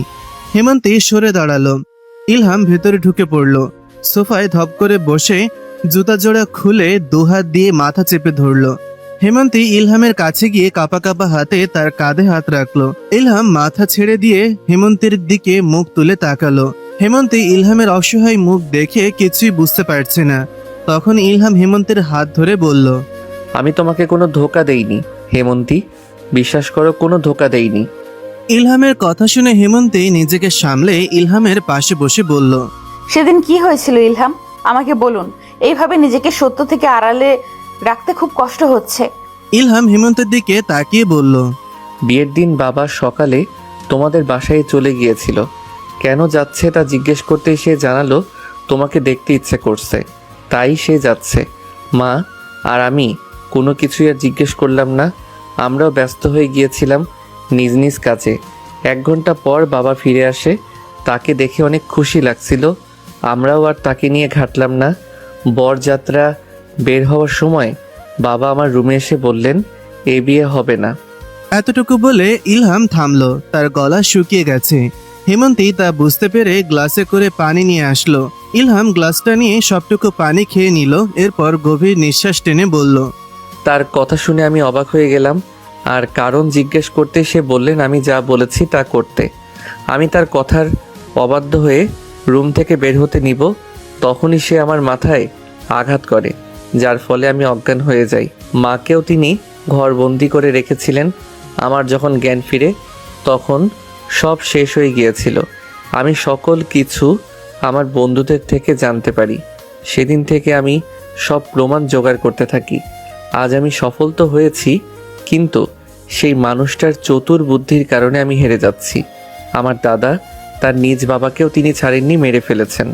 ইলহামের কথা শেষ হতেই কিছু পড়ে যাওয়ার আওয়াজ আসে। হেমন্তী আর ইলহাম পেছনে তাকিয়ে দেখলেন মাহমুদা দাঁড়িয়ে আছেন। ইলহাম মাকে দেখে সোফা থেকে দাঁড়িয়ে পড়ে তারপর মায়ের কাছে গিয়ে বলে, মা তুমি ঘুমাওনি? মাহমুদা বেগম কেঁদে উঠলেন আর বললেন, বাবাকেও ছাড়েনি, ওই পাষাণটা এত ভালো মানুষটাকে মেরে ফেললো। বলেই হাউমাউ করে কেঁদে উঠলেন। ইলহাম মাকে জড়িয়ে ধরলো। হেমন্তী মাহমুদা বেগমকে ধরে বলল, আন্টি এভাবে কান্না করবেন না, রুমে চলুন, ঘুমাতে হবে। মাহমুদা বেগম হেমন্তের হাত ধরে রুমের দিকে চললেন। ইলহাম দীর্ঘশ্বাস ছেড়ে নিজ রুমে চলে গেল। এখন শুধু অপেক্ষা করতে হবে, এটা ছাড়া আর কোনো উপায় তাদের নেই। কালকে ইলহামের ইন্টারভিউ আছে, তাই জলদি উঠতে হবে। হেমন্তী মাহমুদা বেগমকে বিছানায় শুইয়ে দিয়ে মাথায় হাত বুলিয়ে দিতে লাগলো। মাহমুদা বেগম হেমন্তের হাত ধরে বললেন, আমার ছেলেটা খুব ভালো মা, বাবার মতো একদমই না, তুমি ওকে অবিশ্বাস করো না।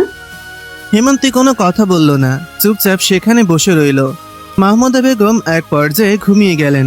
সকালবেলা ইলহাম তৈরি হয়ে রুম থেকে বের হতেই রান্নাঘর থেকে হাসির শব্দ শুনতে পেল। ইলহাম রান্নাঘরে গিয়ে দেখল মাহমুদা বেগম, হেমন্তী আর খালা তিনজনই আড্ডায় মেতে উঠেছে। মাহমুদা বেগম ইলহামকে দেখে বললেন, তুই তৈরি হয়ে গেছিস, যা টেবিলে বস, নাস্তা তৈরি হয়ে গেছে। ইলহাম মুচকি হেসে টেবিলে বসে পড়ল। হেমন্তী টেবিল সাজিয়ে দিল, সবাই একসাথে বসে নাস্তা করে নিল। খালা নাস্তা শেষ করে বললেন, ইলহাম, এখন আমার গ্রামে চলে যাওয়া উচিত, তোর ভাইয়েরা ফোন করছে প্রতিদিন। মাহমুদা বেগম বললেন, আরো কিছুদিন থেকে যা, আমি তো একা হয়ে যাব। খালা হেমন্তের দিকে তাকিয়ে বললেন, একা কেন হবি, হৈমন্তী আছে তো।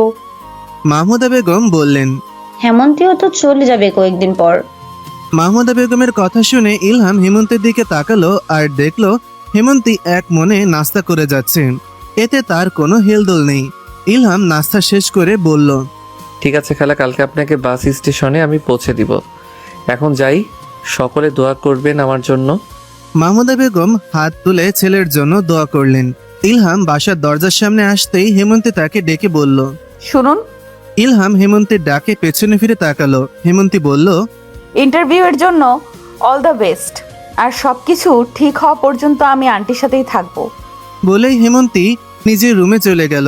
ইলহাম আলতো হেসে চুলগুলো নেড়ে ফাইলটা হাতে নিয়ে বের হয়ে গেল নতুন উদ্দেশ্যে। ইশাক সাহেব হতবাক হয়ে আছেন। তার সামনেই হাসান সাহেব বসে আছেন মেডিকেল রিপোর্ট নিয়ে। হাসান সাহেব বললেন, যেদিন থেকে শুনেছি আপনার অসুস্থতার কথা সেদিনেই বুঝতে পেরেছি এসব আপনার নাটক।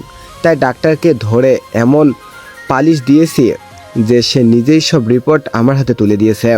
ইশাক সাহেব শুকনো ঢোক গিলে বললেন, এমনটা করবেন না প্লিজ, আমার জীবনটা শেষ করবেন না। হাসান সাহেব মৃদু হেসে বললেন, আপনার জীবন আপনি নিজেই শেষ করেছেন। বলেই হাসান সাহেব উঠে দাঁড়ালেন। কেবিন থেকে বের হয়ে পুলিশের কাছে গিয়ে সকল রিপোর্ট দিয়ে দিলেন। পুলিশ তাকে আশ্বস্ত করলেন যে ইশাক সাহেবকে এখনই থানায় নিয়ে যাওয়া হবে। হাসান সাহেব কথা শেষ করে হাসপাতাল থেকে বের হয়ে আসলেন। মনে মনে বললেন, এখন শুধু একটি কাগজ বাকি আছে। ইলহামের ইন্টারভিউ অনেক ভালো হয়ে গিয়েছে, সে হয়তো চাকরিটা পেয়েও যাবে। তাকে বলেছে কিছুক্ষণ অপেক্ষা করতে। তখনই তার নজর পড়ল টিভিতে তার বাবাকে থানায় নিয়ে যাওয়া হচ্ছে। সকল নাটক ফাঁস হয়ে গেছে। ইলহাম অবাক হলো, এসব কিভাবে হলো? সে তো এখন পর্যন্ত কোনো রিপোর্টই হাতে পায়নি। ইলহাম চিন্তিত হয়ে বসে আছে। তখনই কোম্পানির লোক খাম হাতে এগিয়ে দিয়ে বললেন, আপনার চাকরিটা হয়ে গেছে, কাল আপনার জয়েন্ট। ইলহাম খুশি হয়ে গেল। এখন তারও নিজের পরিচয় হবে। সে খামটা হাতে নিয়ে বের হয়ে আসলো। তার যে কতটা খুশি লাগছে বলে বোঝাতে পারবে না।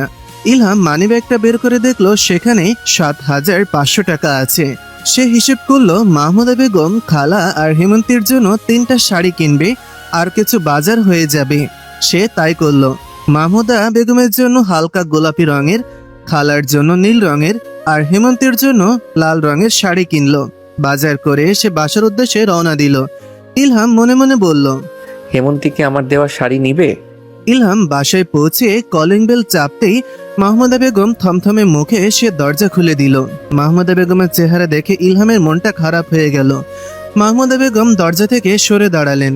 ইলহাম বাসায় প্রবেশ করতেই দেখতে পেল হাসান সাহেব, আবির আর রুমকি বেগম সোফায় বসে আছে। তাদের দেখে ইলহাম অবাক হলো। জুতা খুলে সবার সাথে কুশলাদি করে বলল, আপনারা এখানে? হাসান সাহেব বললেন, বাইরে থেকে এসেছো, যাও ফ্রেশ হয়ে এসো। হেমন্তী রান্নাঘর থেকে নাস্তার ট্রে নিয়ে এসে টেবিলে রাখলো। ইলহামের দিকে এক পলক তাকিয়ে রুমকি বেগমের পাশে গিয়ে বসে পড়ল। ইলহাম বলল, আমার চাকরিটা হয়ে গেছে। ইলহামের কথা শুনে সেই নীরব পরিবেশে একটু আনন্দের বাতাস পেল। মাহমুদা বেগম খুশি হয়ে ছেলেকে মন ভরে দোয়া করলেন। আবির ইলহামের সাথে হাতে হাত মিলিয়ে বলল, অভিনন্দন। হেমন্তীও তাকে অভিনন্দন জানালো। খালা সেই খুশিতে সেমাই রান্না করতে চলে গেলেন। হাসান সাহেব বললেন, খুবই খুশির খবর এটি। ইলহাম মলিন হেসে নিজের রুমে চলে আসলো। শার্ট খুলতে খুলতে ভাবতে লাগলো তারা এখানে কেন এসেছে। হয়তো হেমন্তীকে নিতে। এটা ভাবতেই ইলহামের মনটা মোচড় দিয়ে উঠল। সে কোনো মতেই নিজেকে সামলে ওয়াশরুমে চলে গেল। ফ্রেশ হয়ে কাপড় পাল্টে রুম থেকে বাইরে চলে গেল। সোফার ঘরে এসে বসে পড়ল। হেমন্ত ইলহামের জন্য চায়ের কাপ এনে তার সামনে রেখে দিল আর রুমকি বেগমের পাশে বসে পড়ল। হাসান সাহেব মাহমুদা বেগমের দিকে তাকিয়ে বললেন, আপা, আপনার সাথে অনেক জরুরি কথা আছে। মাহমুদা বেগম বললেন, জি ভাই বলুন। হাসান সাহেব বললেন, আমি হেমন্তীকে নিয়ে যেতে চাই। হাসান সাহেবের কথা শুনে ইলহাম তার দিকে অসহায় দৃষ্টিতে তাকিয়ে রইল। মাহমুদা বেগম কি করবেন কি বলবেন কিছুই বুঝতে পারছেন না। হাসান সাহেব বললেন, মেয়ের বিয়ে আমি তাড়াতাড়ি দিতে চাই আপা, তাই মেয়েকে নিয়ে যেতে চাই। মাহমুদা বেগম বললেন, আপনার মেয়ে আপনি নিয়ে যেতে চাইলে এতে আমার কোনো আপত্তি নেই। হাসান সাহেব বললেন, তাহলে আজই বিয়ের তারিখটা ঠিক করে যাই, কি বলেন আপা? হাসান সাহেবের কথা শুনে আবির, হেমন্তী আর রুমকি বেগম ছাড়া সবাই অবাক। হাসান সাহেব মৃদু হেসে বললেন, আগের বার যা হয়েছে তা ভুলে যাই, সবাই নতুন করে সব শুরু করি। ইলহাম একবার হেমন্তের দিকে তাকালো। হেমন্তী মাথা নিচে করে বসে আছে। ইলহাম বলল, আপনি একবার হেমন্তীর মতামত জেনে নিন। হাসান সাহেব বললেন, সবই জানি বলেই এই সিদ্ধান্ত নিয়েছি। হেমন্তী কিছু না বলে নিজ রুমে চলে গেল। মাহমুদা বেগম বললেন, আগামীকালই শুভ কাজটা সেরে ফেলি ভাই। মাহমুদা বেগমের কথায় সবাই একমত হলো। ইলহাম উঠে হেমন্তের কাছে চলে গেল। রুমের সামনে এসে দরজায় টোকা দিল। ভেতর থেকে হেমন্তী বলল, আসুন। ইলহাম রুমে প্রবেশ করলো। হেমন্তী তাকে দেখে বিছানা ছেড়ে উঠে দাঁড়ালো। ইলহাম বলল, তুমি কি এই সিদ্ধান্তে রাজি? হেমন্তী বলল, রাজি না থাকলে অবশ্যই প্রতিবাদ করতাম, আর বাবা আমার ইচ্ছে ছাড়া কোনো কিছুই করে না। ইলহাম অবাক হয়ে বলল, এর মানে তুমি এসব বলেছো? হেমন্তী মৃদু হেসে বলল, আজ যাই, বাবার সাথে কাল আবার চলে আসব। বলেই হেমন্তী ব্যাগটা হাতে নিয়ে বের হয়ে আসলো। ইলহাম সেখানে দাঁড়িয়ে রইল। এখনো তার কাছে সবকিছু স্বপ্নের মতন লাগছে। ইলহাম রুম থেকে বাইরে চলে আসলো। হেমন্তীরা চলে যাচ্ছে। ইলহাম তাদের বাসার নিচ পর্যন্ত এগিয়ে দিয়ে আসে। মাহমুদা বেগম খুব খুশি। তার একমাত্র ছেলের বিয়ে বলে কথায় খালা বললেন, আপা, তোমার সঙ্গী চলে আসছে, এখন খুশি তো? মাহমুদা বেগম বললেন, তা আবার বলতে, আমার মনের আশা পূরণ হচ্ছে, শুকরিয়া আল্লাহ। বলে সে হাসি মুখে নিজের ঘরে চলে যায়। হেমন্তীকে বিদায় দিয়ে ইলহাম বাসায় চলে আসলো। মায়ের কাছে গিয়ে তার পাশে বসে পড়ল। মা, হেমন্তীর জন্য তো কেনাকাটা করতে হবে। মাহমুদা বেগম বললেন, হ্যাঁ ঠিক বলেছিস। ইলহাম উঠে আলমারি থেকে 3টা শাড়ির প্যাকেট বের করে লাল শাড়ির প্যাকেটটা এগিয়ে দিয়ে বলল, এটা চলবে না মা, কারণ আমার কাছে বেশি টাকা নেই। মাহমুদা বেগম ছেলের কথা শুনে চোখ টলমল করে উঠল। সে ছেলের মাথায় হাত বুলিয়ে বললেন, ভালোবেসে তুই যা দিবি তাই হেমন্তের কাছে চেষ্ট। তখনই খালা এসে নিজ ফোন মাহমুদা বেগমের দিকে এগিয়ে দিয়ে বললেন, হৈমন্তী ফোন দিচ্ছে। মাহমুদা বেগম ফোন কানে দিতেই হেমন্তী বলল, আন্টি, আপনার ছেলেকে বলে দিয়েন টাকা অপচয় করার কোনো দরকার নেই, বিয়ে সাধারণ কাপড়েও করা যায়। হেমন্তী আরো কিছুক্ষণ কথা বলে ফোন রেখে দিল। এরপর মনে মনে বলল, কাল থেকে নতুন জীবন শুরু। সকাল থেকে হেমন্তী আর রুমকি বেগম রান্নাঘরে নানান পদ তৈরি করতে ব্যস্ত। হেমন্তীকে রুমকি বেগম অনেকবার বলেছে ঘরে গিয়ে বিশ্রাম নিতে, কিন্তু সে শুনতে নারাজ। নিজে হাতে সবকিছু তৈরি করবে বলে বায়না ধরে রুমকি বেগম হেমন্তীকে বললেন, তোর বিয়ে আজ বিকেলে, আর তুই এখন রান্না করছিস, কেমন দেখাচ্ছে ব্যাপারটা? হেমন্তী গরম তেলে পেঁয়াজ ছেড়ে তা চামচ দিয়ে নাড়া দিতে দিতে বলল, এতে কি হয়েছে? মাত্র 8 জন মানুষের রান্না, এতে সমস্যা হওয়ার কি আছে? রুমকি বেগম বললেন, হাতের মেহেদির রং নষ্ট হয়ে যাবে পানি লেগে। হেমন্তী বলল, আবার লাগাবো, এতে কি হয়েছে? রুমকি বেগম আর কোনো কথা বললেন না।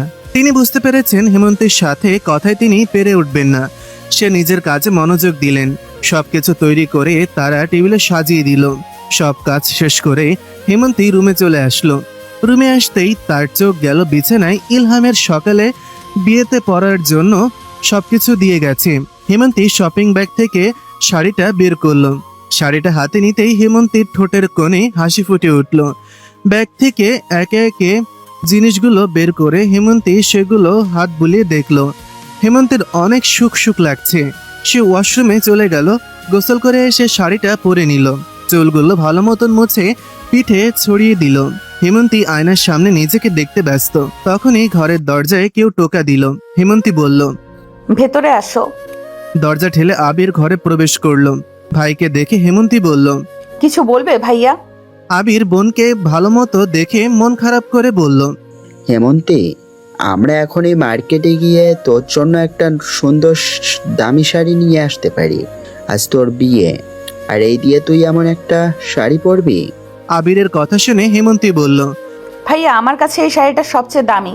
কেন জানো, ইলহাম এই শাড়িটা হালাল টাকায় কিনে দিয়েছে, আর এটাই আমার কাছে অনেক।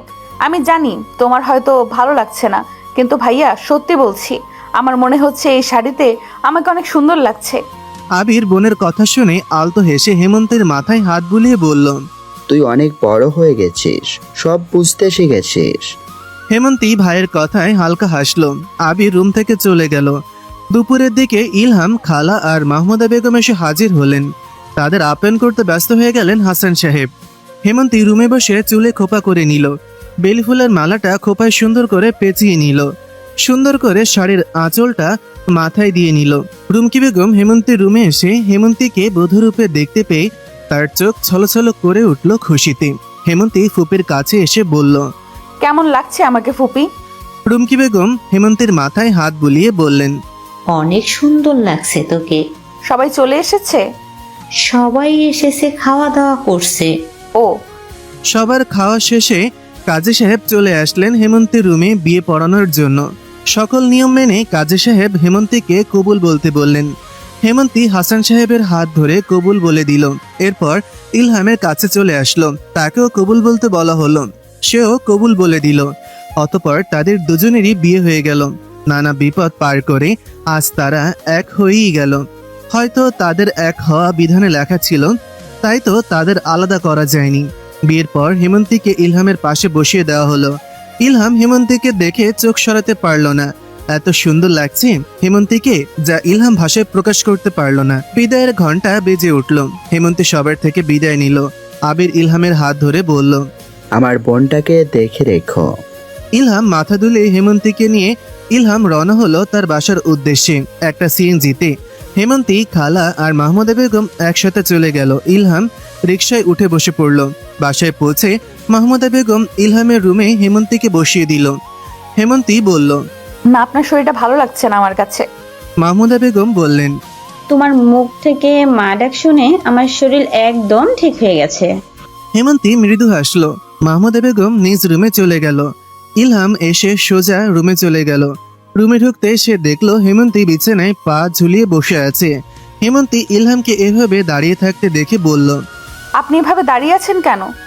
ইলহাম নিজের ভাবনা থেকে বের হয়ে আসে। হেমন্তের কথা শুনে ইলহাম বলল, তুমি চেঞ্জ করবে না? দরকার নেই, আমি এইভাবেই ঠিক আছি। আমি একটু ওয়াশরুম থেকে আসছি। বলেই সে ওয়াশরুমে চলে গেল। হেমন্তী ইলহামের অবস্থা বুঝতে পেরে হেসে উঠল। ইলহাম ওয়াশরুমে গিয়ে দীর্ঘশ্বাস ফেলে আয়নার সামনে দাঁড়িয়ে বলল, আমার ভয় লাগছে কেন? হেমন্তীকে আজ অন্যরকম লাগছে। এসব ভেবে সে ফ্রেশ হয়ে দরজা খুলে রুমে চলে আসলো। হেমন্তীকে কোথাও দেখতে না পেয়ে সে এদিক ওদিক খুঁজতে লাগলো। হঠাৎ হেমন্তী এসে ইলহামের গলা জড়িয়ে ধরে তার পায়ের ওপর ভর দিয়ে বলল, আমাকে খুঁজছেন? হেমন্তীকে এভাবে নিজের কাছে দেখে হকচকিয়ে গেল। হেমন্তী বলল, কি হলো, কিছু বলছেন না কেন? তুমি এত কাছে কেন এসেছো? ওরে বাবা, এই 6 মাস আমাকে অনেকভাবে জ্বালিয়েছেন, এখন আমার পালা। ইলহাম এবার হেমন্তের কোমর ধরে নিজের কাছে টেনে নিয়ে বলল, ঠিক আছে, আপনার শাস্তি আমি মাথা পেতে নিব। হেমন্তী মুচকি হেসে বলল, ওয়াদা করতে হবে কখনো আমাকে ছেড়ে যাবেন না। ইলহাম বলল, ওয়াদা করলাম কখনো যাব না। হেমন্তী ইলহামের বুকে মাথা রেখে চোখ বন্ধ করে নিল। তার কাছে এখন এটাই নিরাপদ জায়গা। ইলহাম হেমন্তীকে জড়িয়ে ধরল। তার কাছে এখন সকল সুখ আছে। 2 বছর পর হেমন্তী উঁচু পেট নিয়ে সোফায় বসে আচার খাচ্ছে। ইলহাম তার দিকে গালে হাত দিয়ে তাকিয়ে আছে। হেমন্তী 9 মাসের প্রেগনেন্ট। যে কোনো সময় তার ছোট্ট রাজকুমার বা রাজকুমারী চলে আসবে। ইলহাম এই 2 বছরে অনেক কিছু করেছে। নিজের একটা ছোট্ট বাড়ি তৈরি করেছে। মা আর বউকে নিয়ে সে অনেক সুখে আছে। এখন তো নতুন মেহমানও আসছে। ইশাক সাহেব এখন কারাগারে আছেন, তিনি শাস্তি ভোগ করছেন। আবির বিয়ে করেছে 6 মাস, তারাও অনেক সুখে আছে। হাসান সাহেব মেয়ে আর ছেলের সাথে সুখেই আছেন। ইলহাম হেমন্তীকে বলল, আর এসব খেও না, এখন ফলটা খাও না। খাবো না, ফল আচার খেতে ভালো লাগছে। হেমন্তের কথা শুনে ইলহাম কিছু বলল না, জানে কিছু বললে কাজ হবে না। ইলহাম উঠে রুমে যেতে নেবে তখনই হেমন্তী আহ বলে উঠল। ইলহাম পেছনে ফিরে হেমন্তের কাছে গিয়ে বলল, কি হয়েছে হেমন্তী? হেমন্তী ব্যথায় লাল হয়ে বলল, আমার অনেক ব্যথা করছে, সকাল থেকে একটু একটু ব্যথা করছিল। আগে বলনি কেন? হেমন্তীকে কোলে তুলে নিয়ে ইলহাম মাহমুদা বেগমকে ডাকলো। মাহমুদা বেগম আসতেই ইলহাম তাকে নিয়ে হাসপাতালের দিকে রওনা দিল। হাসপাতালে পৌঁছে হেমন্তীকে ডাক্তাররা নিয়ে গেল। ইলহাম টেনশনে চেয়ার ছেড়ে বসে পড়ল। মাহমুদা বেগম সবাইকে ফোন করে আসতে বললেন। সবাই একটু পরে এসে হাজির। ইলহামের পাশে আবির বসে তাকে সান্ত্বনা দিচ্ছে। মাহমুদা বেগমকে আবিরের বউ সামলাচ্ছে। 1 ঘন্টা পর বাচ্চার কান্নার আওয়াজ আসতেই সবার মুখে হাসি ফুটে উঠল। ডাক্তাররা বের হতেই ইলহাম এসে বলল, ডাক্তার, আমার ওয়াইফ। আপনার মেয়ে হয়েছে আর আপনার ওয়াইফও ভালো আছে। নার্স এসে ইলহামের কোলে বাবুকে দিয়ে গেল। সবাই অনেক খুশি। ইলহাম বাবুকে নিয়ে হেমন্তের কাছে গেল। হেমন্তী বিছানায় শুয়ে আছে। হেমন্তের কপালে ঠোঁট ছুঁয়ে দিল। হেমন্তী আলতো হেসে বলল, রাজকুমারী চলে এসেছে। হেমন্তের কথায় ইলহাম আলতো হাসলো আর বলল, আমাদের ভালোবাসার একটা সুন্দর ফুল, আমাদের রাজকুমারী। হেমন্তী ইলহামের কাঁধে মাথা রেখে মেয়েকে দেখতে লাগলো। ইলহাম বলল, হেমন্তী, অনেক ভালোবাসি। আমি অনেক ভালোবাসি। হাসপাতালের কেবিন জুড়ে তখন এক অদ্ভুত প্রশান্তি। ছোট্ট রাজকুমারীটি মায়ের বুকের পাশে নিশ্চিন্তে ঘুমিয়ে আছে। ইলহাম চুপচাপ দাঁড়িয়ে কখনো মেয়ের দিকে কখনো হেমন্তের দিকে তাকিয়ে আছে। তার বারবার মনে হচ্ছে, এত সুখ কি মানুষের জীবনে আসে? এইভাবে কি দেখছেন? ইলহাম মৃদু হেসে বিছানায় পাশে এসে বসলো। ভাবছি আল্লাহ আমাকে কত বড় একটা নিয়ামত দিয়েছেন। তোমাকে পেয়েছি, আবার আমাদের মেয়েকেও পেয়েছি। হেমন্তী মৃদু হেসে মেয়ের ছোট্ট হাতটা নিজের আঙুলে জড়িয়ে নিল। আপনি কিন্তু ওকে আমার চেয়ে বেশি আদর করবেন না। অসম্ভব, তোমরা দুজনই আমার পৃথিবী। ঠিক তখনই কেবিনের দরজা খুলে মাহমুদা বেগম, হাসান সাহেব, রুমকি বেগম আর আবির ভেতরে প্রবেশ করলেন। সবার মুখে আনন্দের ছাপ। আমার নাতনিটাকে একটু কুলে দে তো। ইলহাম সাবধানে শিশুটিকে মায়ের কোলে তুলে দিল। মাহমুদা বেগমের চোখ ভিজে উঠল। আজ যদি ওর বাবা বেঁচে থাকতেন।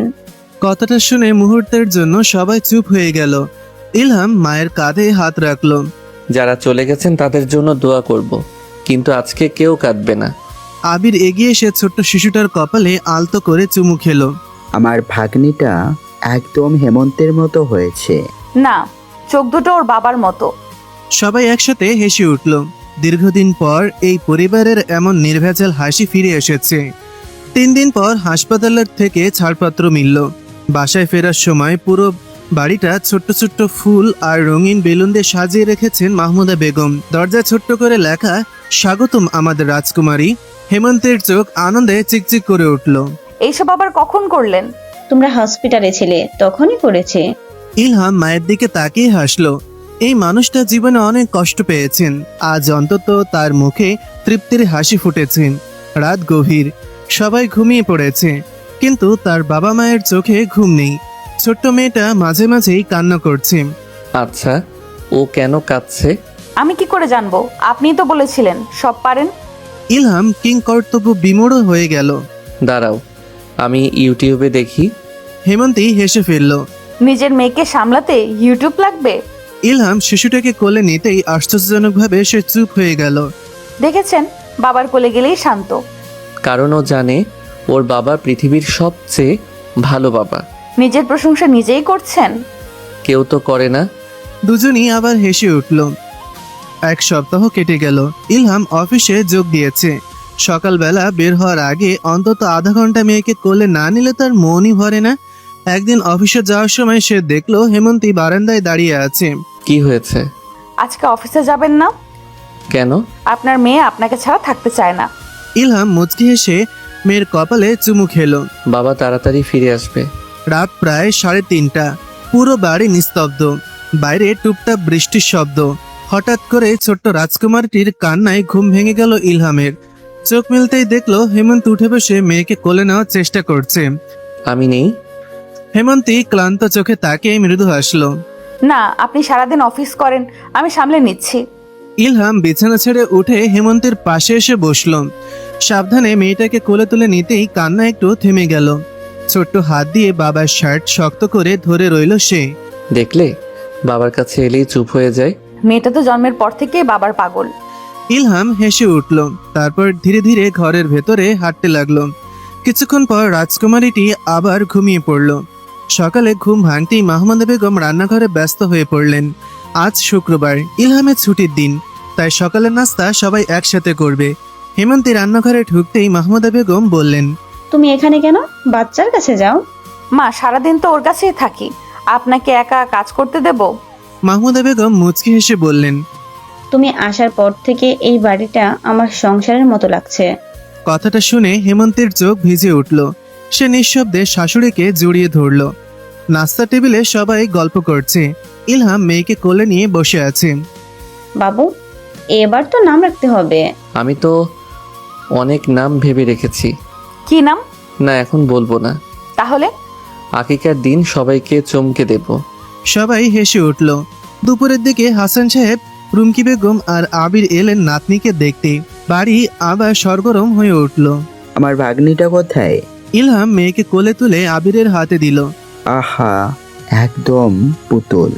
ঠিক হেমন্তীর ছোটবেলার মতো। আকিকার তারিখ ঠিক করেছো? আগামী শুক্রবার ভাবছি। ভালো, খুব বেশি আয়োজনের দরকার নেই, নিজের মানুষগুলোই থাকলেই যথেষ্ট। আমারও তাই ইচ্ছে। বিকেলের দিকে সবাই ছাদে বসে চা খাচ্ছিল। আকাশে হালকা বাতাস। হেমন্তী রেলিং ধরে দূরের আকাশ দেখছিল। ইলহাম চুপচাপ এসে পাশে দাঁড়ালো। কি ভাবছো? ভাবছি মানুষ কত দ্রুত বদলে যায়। মানে? এক সময় মনে হতো আমার জীবন শুধু কষ্টেই ভরা, আজ মনে হচ্ছে আল্লাহ সব কষ্টের পরেই সুখটা লিখে রেখেছিলেন।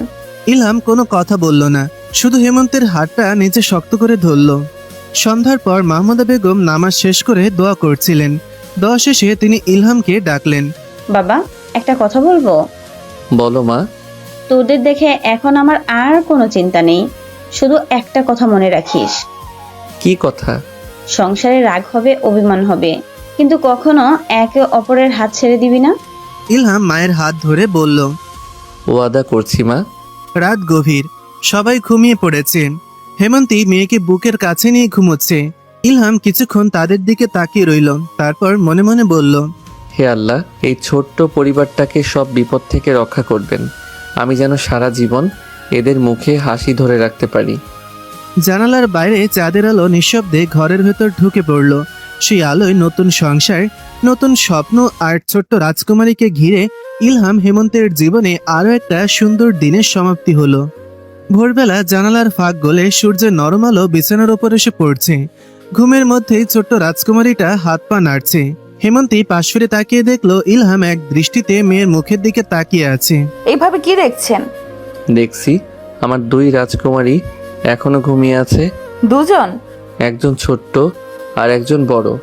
হেমন্তী লজ্জা পেয়ে বালিশটা তুলে ইলহামের দিকে ছুঁড়ে মারলো। সকাল সকাল শুরু হয়ে গেছে। আমি তো সত্যিই বলেছি। অফিসে না গিয়ে এইসব কথা বললেই হয়। আজ শুক্রবার, আমার ছুটি। তাই বলে এত আদিক্ষেতা? বিয়ের পর বউকে আদর করাই তো স্বামীর চাকরি। কথাটা শুনে হেমন্তী মুখ ঘুরিয়ে হাসি চাপার চেষ্টা করলো। কিছুক্ষণ পর মাহমুদা বেগম বাইরে থেকে ডাক দিলেন। হেমন্তী মা, নাস্তা রেডি? আসছি মা। হেমন্তী বিছানা থেকে নামতে যাবে, এমন সময় ইলহাম আলতো করে ওড়নার এক কোণা ধরে ফেলল। এই কি করছেন? একটা শর্ত আছে। আবার কি শর্ত? হাসি মুখে গুড মর্নিং বললে ছাড়বো। আপনি একদম বাচ্চা হয়ে গেছেন। বউয়ের সামনে সবাই বাচ্চাই হয়। হেমন্তী চারিদিকে তাকিয়ে নিচু গলায় বলল, আচ্ছা, গুড মর্নিং। এত আস্তে শুনতেই পেলাম না। আর জ্বালাবেন না। বলে সে ওড়না টেনে নিয়ে দ্রুত দরজার দিকে চলে গেল। যাওয়ার আগে একবার পেছনে তাকিয়ে দেখলো ইলহাম মুচকি মুচকি হাসছে। নাস্তা শেষ করে ইলহাম ড্রয়িং রুমে টিভি দেখছিল। হেমন্তী রান্নাঘরে থালা বাসন গুছিয়ে নিয়ে এক কাপ গরম চা বানিয়ে আনলো। এই নিন। চা তো দিলা, কিন্তু চিনি দিয়েছো তো? হ্যাঁ। মিথ্যা বলছো। কেন? আমার মনে হয় চায়ের সব মিষ্টি তুমি নিজের কাছেই রেখে দিয়েছো। মাহমুদা বেগম পাশের ঘর থেকে কথাটা শুনে হেসে ফেললেন। ইলহাম, তুই ছোটবেলায়ও এত কথা বলতিস না। তখন তো বউ ছিল না মা। হেমন্তী লজ্জায় মাথা নিচু করে ফেলল। দুপুরের পর রাজকুমারী ঘুমিয়ে পড়তেই পুরো বাড়ি নিস্তব্ধ হয়ে গেল। হেমন্তী কাপড় ভাঁজ করছিল। ইলহাম চুপি চুপি এসে তার পেছনে দাঁড়ালো। এইভাবে চুপচাপ দাঁড়িয়ে আছেন কেন? দেখছিলাম কি? যে মেয়েটা একসময় আমাকে দেখলেই ভয় পেত, আজ সে আমার পুরো সংসারটা সামলাচ্ছে। হেমন্তী একটু থেমে তার দিকে তাকালো। আপনি জানেন কি? আমি এখনো আপনাকে একটু ভয় পাই। সত্যি? তাহলে এই ভীতু মেয়েটা সেদিন আমাকে বালিশ দিয়ে মেরেছিল কে? কথাটা শুনে হেমন্তী হেসে ফেলল। ওটা শাস্তি ছিল। তাহলে আজকে আবার শাস্তি দাও। কেন? কারণ আজও আমি তোমাকে খুব বিরক্ত করতে চাই। হেমন্তী একটা ছোট্ট তোয়ালে নিয়ে ইলহামের কাঁধে আলতো করে মারল। এই নিন শাস্তি। এত কম? বেশি চাই? না, এইটুকুই যথেষ্ট, কারণ শাস্তিটাও তোমার হাতের। বিকেলে দুজন ছাদে উঠল। হালকা বাতাস বইছে, দূরের আকাশে লালচে সূর্য ডুবে যাচ্ছে। ইলহাম রেলিংয়ে ভর দিয়ে দাঁড়িয়ে বলল, একটা প্রশ্ন করব? করুন। যদি সময়টা আবার ফিরে যেত, তুমি কি আবারও আমাকে বিয়ে করতে? হেমন্তী কিছুক্ষণ চুপ করে রইল। তারপর ধীরে ধীরে ইলহামের হাতটা নিজের হাতে নিয়ে বলল, আগে হয়তো না বলতাম, কারণ আপনাকে চিনতাম না। এখন যদি 1000 বার জন্মাই, আল্লাহর কাছে 1000 বারই আপনাকে চাইবো। ইলহাম কিছু বলল না, শুধু হেমন্তের কপালে আলতো করে একটা চুমু এঁকে দিল। হেমন্তী লজ্জায় চোখ নামিয়ে ফেলল। ঠিক তখনই নিচতলা থেকে মাহমুদা বেগমের ডাক ভেসে এলো। তোরা কোথায়? চা ঠান্ডা হয়ে যাচ্ছে। দুজনই একে অপরের দিকে তাকিয়ে হেসে ফেলল। চলো, না হলে মা আবার ভাববেন আমরা ছাদে গল্প করতে গিয়ে সময় হিসাবই ভুলে গেছি। হেমন্তী মৃদু হেসে মাথা নাড়ালো। তারপর দুজন পাশাপাশি সিট বেয়ে নিচে নামতে লাগলো। তাদের হাত দুটো অজান্তেই একসাথে জড়িয়েছিল। সামনে ছিল নতুন দিন, নতুন স্বপ্ন, আর একসাথে চলার অসংখ্য সুন্দর মুহূর্ত। দেখতে দেখতে আরো কয়েকটা দিন কেটে গেছে। ছোট রাজকুমারীটাকে ঘিরে এখন পুরো বাড়িটা যেন হাসি আনন্দে ভরে থাকে। যে বাড়িটায় একসময় নীরবতা আর দীর্ঘশ্বাসের বাস ছিল, আজ সেখানে সকাল শুরু হয় শিশুর মিষ্টি হাসিতে। আজ শুক্রবার, রাজকুমারীর আকিকার দিন। ভোর থেকেই মাহমুদা বেগম ব্যস্ত। রান্নাঘরে একের পর এক রান্না করা হচ্ছে। বাড়ির উঠানে প্যান্ডেল সাজানো হয়েছে। আত্মীয় স্বজন সবাই আসতে শুরু করেছে। হেমন্তী গোলাপি রঙের একটা শাড়ি পরে আয়নার সামনে দাঁড়িয়ে চুল ঠিক করছে। সন্তান জন্মের পর তার চেহারায় যেন অন্যরকম এক মায়াবী সৌন্দর্য ফুটে উঠেছে। ঠিক তখনই পেছন থেকে ইলহাম এসে আয়নায় তার দিকে তাকিয়ে দাঁড়িয়ে রইল। হেমন্তী আয়নার মধ্যেই ইলহামকে দেখে মুচকি হেসে বলল, কি হয়েছে? এভাবে দাঁড়িয়ে আছেন কেন? একটা জিনিস ভাবছি। কি? আল্লাহ এত সুন্দর একটা মানুষকে আমার ভাগ্যে লিখে রেখেছিলেন, অথচ আমি বুঝতেই এত দেরি করলাম। হেমন্তী লজ্জা পেয়ে বলল, আপনি না দিন দিন খুব বেশি কথা বলা শিখে গিয়েছেন। সব তোমার কাছ থেকেই শেখা। হেমন্তী মুচকি হেসে মাথা নিচু করল। ঠিক তখনই ছোট্ট রাজকুমারীটা কেঁদে উঠল। হেমন্তী তাড়াতাড়ি বিছানার দিকে এগিয়ে যেতে চাইলে ইলহাম তার হাতটা আলতো করে ধরে ফেলল। এই ছাড়ুন, ও কাঁদছে। 2 মিনিট? 2 মিনিটে যদি পুরো বাড়ি এসে পড়ে? তাহলে বলবো আমার বউকে একটু সময় ধার নিয়েছিলাম। হেমন্তী হেসে ফেলল। আপনি একদম বদলে গেছেন। হ্যাঁ, আগে এত কথা বলতেন না। আগে তো তোমাকে ভালোবাসার সুযোগ পাইনি। কথাটা শুনে হেমন্তের বুকের ভেতরটা কেমন যেন কেঁপে উঠল। সে আস্তে করে বলল, আপনি জানেন আমি এখনো মাঝে মাঝে বিশ্বাসই করতে পারি না এই জীবনটা সত্যি। আমিও না। ইলহাম ধীরে ধীরে হেমন্তের আরো একটু কাছে এগিয়ে এলো। তারপর নিচু স্বরে বলল, একটা প্রশ্ন করব? আমাকে এখনো ভয় পাও? হেমন্তী হেসে মাথা নাড়ালো। একটু। সত্যি? যখন রাগ করেন তখন। ইলহাম হালকা হেসে বলল, আমি নিজেকে একটা কথা দিয়েছি। কি কথা? এই জীবনে সবাইকে কষ্ট দিলেও তোমাকে আর কোনোদিন কষ্ট দেব না। হেমন্তের চোখ ভিজে উঠল। সে ধীরে ধীরে ইলহামের বুকের ওপর মাথা রেখে ফিসফিস করে বলল, আপনি পাশে থাকলেই আমার আর কিচ্ছু লাগে না। ইলহাম আলতো করে তার মাথায় হাত বুলিয়ে দিল। ঠিক তখনই বাইরে থেকে মাহমুদা বেগমের গলা শোনা গেল, ইলহাম, অতিথিরা আসতে শুরু করেছে। দুজনই দ্রুত সরে দাঁড়ালো। হেমন্তী লজ্জায় বলল, দেখেছেন, আমি বলেছিলাম না। ইলহাম দুষ্টুমি করে হেসে বলল, ধরা পড়লে বলতাম আমার বউকে সাজিয়ে দিচ্ছিলাম। মিথ্যাবাদী। বউয়ের জন্য বলা মিথ্যা নাকি অর্ধেক সত্যি। হেমন্তী এবার সত্যিই হেসে ফেলল। কিছুক্ষণ পর নামকরণের জন্য সবাই একসাথে বসেছে। ইমাম সাহেব ছোট্ট শিশুটাকে কোলে নিয়ে দোয়া পড়লেন। তারপর ইলহামের দিকে তাকিয়ে বললেন, বাবা তোমার মেয়ের নাম কি রেখেছো? ইলহাম একবার হেমন্তের দিকে তাকালো। হেমন্তের চোখে তখন অপার কৌতূহল। ইলহাম মৃদু হেসে বলল, আমার মেয়ের নাম আরিশা ইলহাম। নামটা শুনে হেমন্তের চোখ বিস্ময়ে বড় হয়ে গেল। আরিশা? হ্যাঁ, অর্থ জান্নাতের উঁচু স্থান। হেমন্তের চোখ ভিজে উঠল। সে আস্তে করে বলল, খুব সুন্দর নাম। মাহমুদা বেগম দুহাত তুলে দোয়া করলেন। আল্লাহ আমার নাতনিটাকে নেক হায়াত দিও, ও যেন বাবা মায়ের মুখ উজ্জ্বল করে। পুরো বাড়ি এখন দোয়ায় আমিন ধ্বনিতে মুখরিত। আগেকার অনুষ্ঠান শেষ হতে না হতেই বাড়িটা আবার প্রাণচঞ্চল হয়ে উঠল। আত্মীয় স্বজন সবাই ছোট্ট আরিশাকে একবার কোলে নেওয়ার জন্য ব্যস্ত। কেউ তার গালে আলতো করে হাত বুলিয়ে দিচ্ছে, কেউ আবার ছোট্ট হাতটা ধরে মুগ্ধ হয়ে তাকিয়ে আছে। হেমন্তী দূর থেকে সবকিছু দেখছিল। তার চোখে এখন অদ্ভুত এক তৃপ্তি। একসময় যে মেয়েটা নিজের ভবিষ্যৎ নিয়েই ভয় পেত, আজ সে সুন্দর একটা সংসারের কেন্দ্রবিন্দু। ঠিক তখন ইলহাম তার পাশে এসে দাঁড়ালো। কি ভাবছো? ভাবছি সুখ আসলে এমনই হয়। এর চেয়েও সুন্দর হয়। সত্যি? যখন তুমি হাসো তখন আমার কাছে পুরো পৃথিবীটাই সুন্দর লাগে। কথাটা শুনে হেমন্তী লজ্জায় অন্যদিকে তাকিয়ে রইল। দুপুরের খাবার শেষে একে একে অতিথিরা বিদায় নিতে শুরু করলেন। হাসান সাহেব বিদায় নেওয়ার আগে ইলহামের কাঁধে হাত রেখে বললেন, বাবা, আজ তোমাকে দেখে আমার মনে একটু চিন্তা নেই। আমার মেয়েটাকে ভালো রেখো। আপনি নিশ্চিন্ত থাকবেন আব্বু। হেমন্তীর চোখে যেন আর কখনো কষ্টের জল না আসে, সেই চেষ্টাই করব। হাসান সাহেব আবেগে ইলহামকে জড়িয়ে ধরলেন। সন্ধ্যার পর বাড়ি একেবারে নিলিবিলি হয়ে গেল। মাহমুদা বেগম আরিশাকে নিয়ে নিজের ঘরে চলে গেলেন। হেমন্তী অবাক হয়ে বলল, মা ওকে নিয়ে গেলেন কেন? মাহমুদা দুষ্টু হেসে বললেন, আজ তোমাদের কোনো দায়িত্ব নেই, নাতনিটা আজ আমার কাছে থাকবে। কথাটা বলেই তিনি দরজা বন্ধ করে দিলেন। হেমন্তী লজ্জায় ইলহামের দিকে তাকাতেই দেখল ইলহামের মুখেও দুষ্টু হাসি। এইভাবে হাসছেন কেন? মা, আজ মনে হয় আমাদের একটু সময় উপহার দিলেন। কিছুক্ষণ পর ইলহাম বলল, চলো। কোথায়? একটু বাইরে। এখন? হ্যাঁ, বিশ্বাস করো, ভালো লাগবে। বাড়ির ছাদে উঠতেই হেমন্তী থমকে দাঁড়িয়ে গেল। ছাদের চারপাশে ছোট ছোট ফেয়ারি লাইট জ্বলছে। মাঝখানে একটা ছোট্ট টেবিল, তার ওপর সাদা গোলাপের তোড়া আর একটা ছোট্ট কেক। হেমন্তের চোখ বিস্ময়ে বড় হয়ে গেল। এসব আপনি করেছেন? কখন? গতকাল রাতে, তুমি আর আরিশা ঘুমিয়ে পড়ার পর। কিন্তু কেন? কারণ বিয়ের পর তোমাকে কোনোদিন ঠিকমতো ধন্যবাদই বলা হয়নি। ধন্যবাদ? আমার জীবনটা বদলে দেওয়ার জন্য। হেমন্তের চোখ ভিজে উঠল। সে ধীরে ধীরে বলল, জানেন, আমি তো সবসময় ভাবতাম আমি আপনার জীবনে বোঝা হয়ে এসেছি। আর আমি ভাবতাম তুমি না এলে আমার জীবনটাই অসম্পূর্ণ থেকে যেত। কিছুক্ষণ দুজনই চুপ। শুধু হালকা বাতাসে হেমন্তের আঁচল উঠছে।